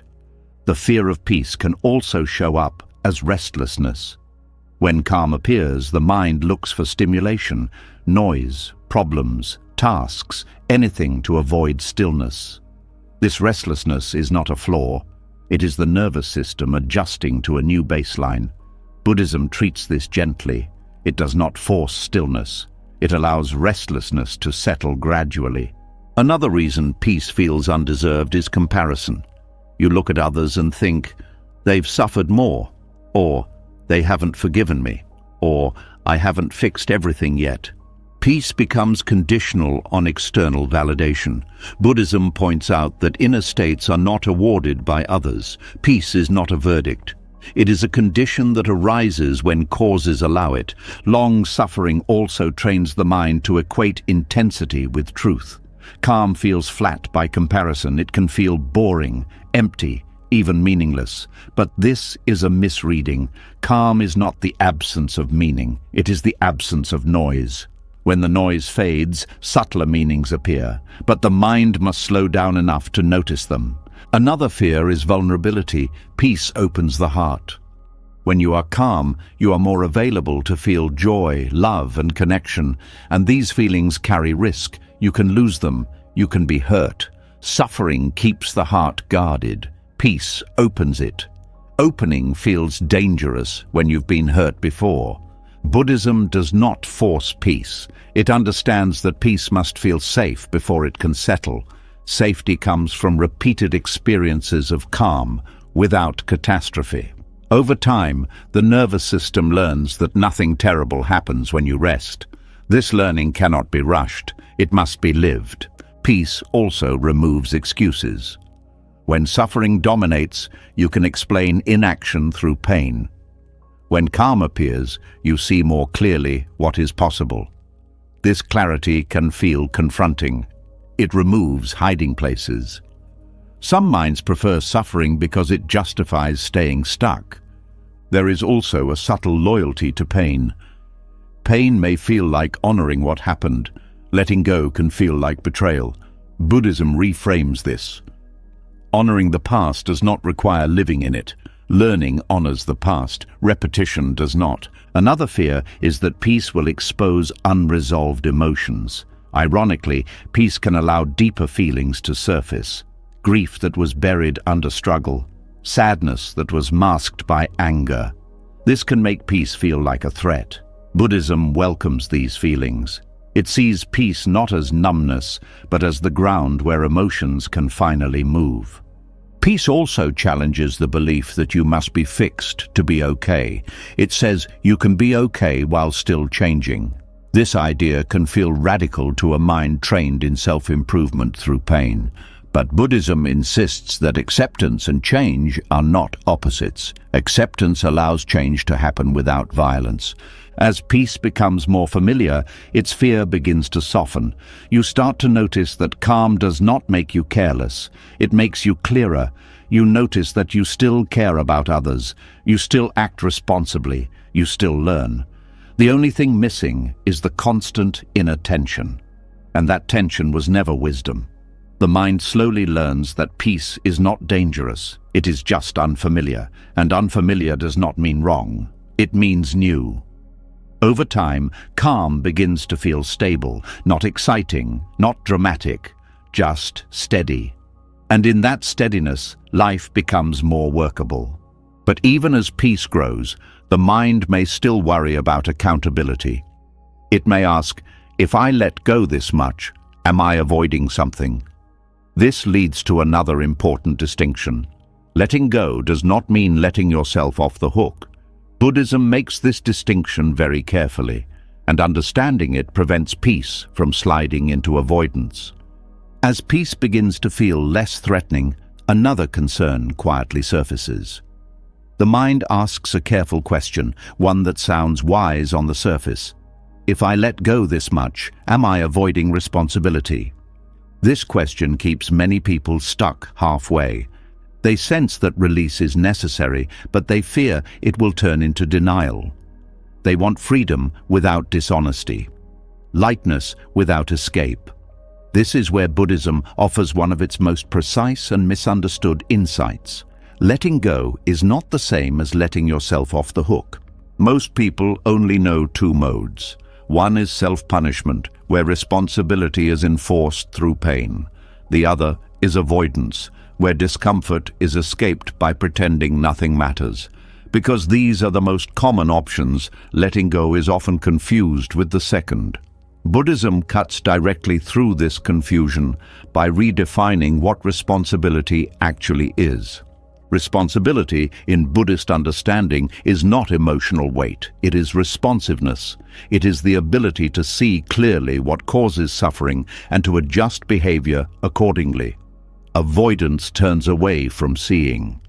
Punishment stares at suffering without understanding it. Letting go is neither. It releases the extra suffering so that seeing becomes possible. When people fear letting themselves off the hook, they usually imagine a version of themselves becoming careless, dismissive, or morally lazy. But this image comes from a misunderstanding of how change happens. Buddhism does not rely on guilt to guide action. It relies on insight. Insight does not disappear when guilt is released. It becomes sharper. Avoidance numbs awareness. Letting go sharpens it. This is the key distinction. If something is being avoided, awareness shrinks. If something is being released, awareness expands. The mind becomes more present, not less. More honest, not more evasive. One reason this distinction is so hard to grasp is that many people were taught that pain is the only teacher. They were not taught how to learn without fear. So when pain fades, they assume learning must be stopping. Buddhism challenges this directly. It says that fear-based learning is unstable. It works only as long as fear is present. Insight-based learning remains even when fear dissolves. Letting go does not erase consequences. Consequences still unfold. Actions still matter. What changes is the relationship to those consequences. Instead of meeting them with self-hatred, you meet them with clarity. You don't argue with reality. You respond to it. Avoidance tries to erase consequences emotionally. Letting go allows consequences to be felt without resistance. This is an important difference. When you avoid, you distract yourself. When you let go, you stay present. Presence is not avoidance. Presence is courage without drama. Buddhism also separates intention from outcome. You may let go of self-punishment while still taking corrective action. You may forgive yourself while still making amends. You may release guilt while still changing behavior. None of these cancel each other out. In fact, they support each other. Avoidance says, "This didn't matter." Letting go says, "This mattered, and I don't need to destroy myself to acknowledge that." One denies reality. The other respects it. Another reason people fear letting go is that they confuse emotional intensity with sincerity. They believe that if they no longer feel bad, they must no longer care. Buddhism dismantles this belief gently. Care is not measured by pain. Care is measured by attention and action. You can care deeply and feel calm. You can take responsibility without suffering. This may feel unfamiliar, but unfamiliar does not mean wrong. It means you are leaving an old conditioning. Letting go also changes how memory works. Avoidance suppresses memory. Letting go integrates it. You remember without reliving. You know without reopening. This integration allows memory to guide behavior quietly instead of attacking from behind. Another distinction is timing. Avoidance rushes past discomfort before understanding occurs. Letting go comes after understanding. Buddhism emphasizes right timing. You don't let go prematurely. You let go when clinging is no longer useful. Clinging to guilt after a lesson has been learned is not responsibility. It is habit. Letting go at that point is not avoidance. It is accuracy. Buddhism also emphasizes that release is not something you do once. It is something you practice moment by moment. Each time the mind tightens, you notice. Each time it tries to punish, you pause. You don't push the feeling away. You don't indulge it. You allow it to pass. This is not avoidance. It is skill. Avoidance seeks comfort. Letting go allows discomfort without adding extra suffering. This is why letting go can sometimes feel uncomfortable at first. You are no longer numbing or attacking. You are simply present. Another important marker is behavior over time. Avoidance leads to repetition. Letting go leads to change, not because of force, but because insight remains available. When the mind is not busy punishing itself, it can notice earlier signals. It can adjust sooner. It can choose differently. Buddhism also speaks of ethical restraint, not as suppression, but as alignment with understanding. When you see clearly that certain actions cause suffering, restraint arises naturally. You don't need to scare yourself into it. You don't need to threaten yourself. You simply don't reach for what you see causes harm. This restraint feels lighter than self-control. It does not feel like holding your breath. It feels like clarity guiding movement. Another fear around letting go is losing motivation. Many people believe they are only motivated by pressure, but pressure-driven motivation burns out. When you let go of punishment, a different motivation appears. Care for well-being, care for truth, care for reducing harm. This motivation is quieter, but it lasts. Avoidance avoids truth. Letting go aligns with truth. This alignment is what gives Buddhism its confidence in release. You are not escaping reality. You are finally meeting it without distortion. Letting go also requires trust. Trust in awareness. Trust in learning. Trust that you don't need to suffer to stay ethical. This trust grows through experience. Each time you respond wisely, without self-punishment, the trust strengthens. There is also a humility in letting go. It accepts that you cannot change the past emotionally. It stops pretending that inner suffering repairs outer harm. It focuses on what can actually be done now. This humility is not self-dismissal. It is realism. Avoidance often comes with defensiveness. Letting go comes with openness. You become more receptive to feedback, more willing to admit mistakes, less invested in protecting an image. This openness is the opposite of avoidance. Another way to tell the difference is how you relate to others. Avoidance isolates. Letting go reconnects. When you are no longer wrapped up in self-punishment, you can be more present with people. You listen better, you respond with less reactivity. This is not moral collapse. It is moral maturation. Buddhism also teaches that suffering is not proof of virtue. Reducing suffering is. When letting go reduces suffering without increasing harm, it is skillful. When avoidance reduces discomfort by ignoring harm, it is unskillful. The result matters. Over time, letting go builds stability. You no longer swing between extremes. You don't need to whip yourself or hide from yourself. You stand in the middle, aware and responsive. This is the middle way in action. This understanding also softens the fear of peace. Peace no longer feels like cheating. It feels like clarity functioning without interference. You begin to trust calm as a sign of alignment, not avoidance. And yet, as this balance becomes more familiar, another confusion can arise. The mind may still equate heaviness with responsibility. It may still believe that if things feel light, something must be missing. This leads to another misunderstanding, the belief that responsibility should feel heavy. Buddhism offers a very different perspective. One that shows responsibility, when done correctly, actually feels lighter, not heavier. You've walked through something most people never stop to question. You've seen how punishment disguises itself as responsibility, how guilt pretends to be wisdom, how suffering masquerades as growth. And through every layer, one truth keeps returning, quieter each time but stronger than before. You cannot punish yourself into becoming peaceful. Peace was never hiding at the end of your pain. It was buried under it. Under the inner wars, the replayed memories, the harsh judgments, the belief that hurting meant you were trying. What Buddhism shows again and again is that freedom begins the moment you stop fighting yourself and start seeing clearly. Self-forgiveness is not weakness. It is not forgetting. It is not letting yourself off the hook. It is the end of inner violence, and it is responsibility without cruelty. It is learning without reopening wounds. It is peace uncovered, not earned. If something in this teaching shifted you, even slightly, pause for a moment and let it land. Then, write one sentence in the comments. What are you finally ready to stop punishing yourself for? You may be surprised who else needs to read your words.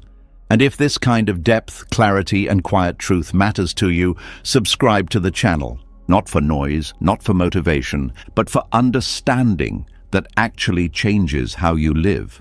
You don't have to suffer to be sincere. You don't have to hurt to grow. You don't have to fight to be free. Thank you for being here, and when you're ready, rest.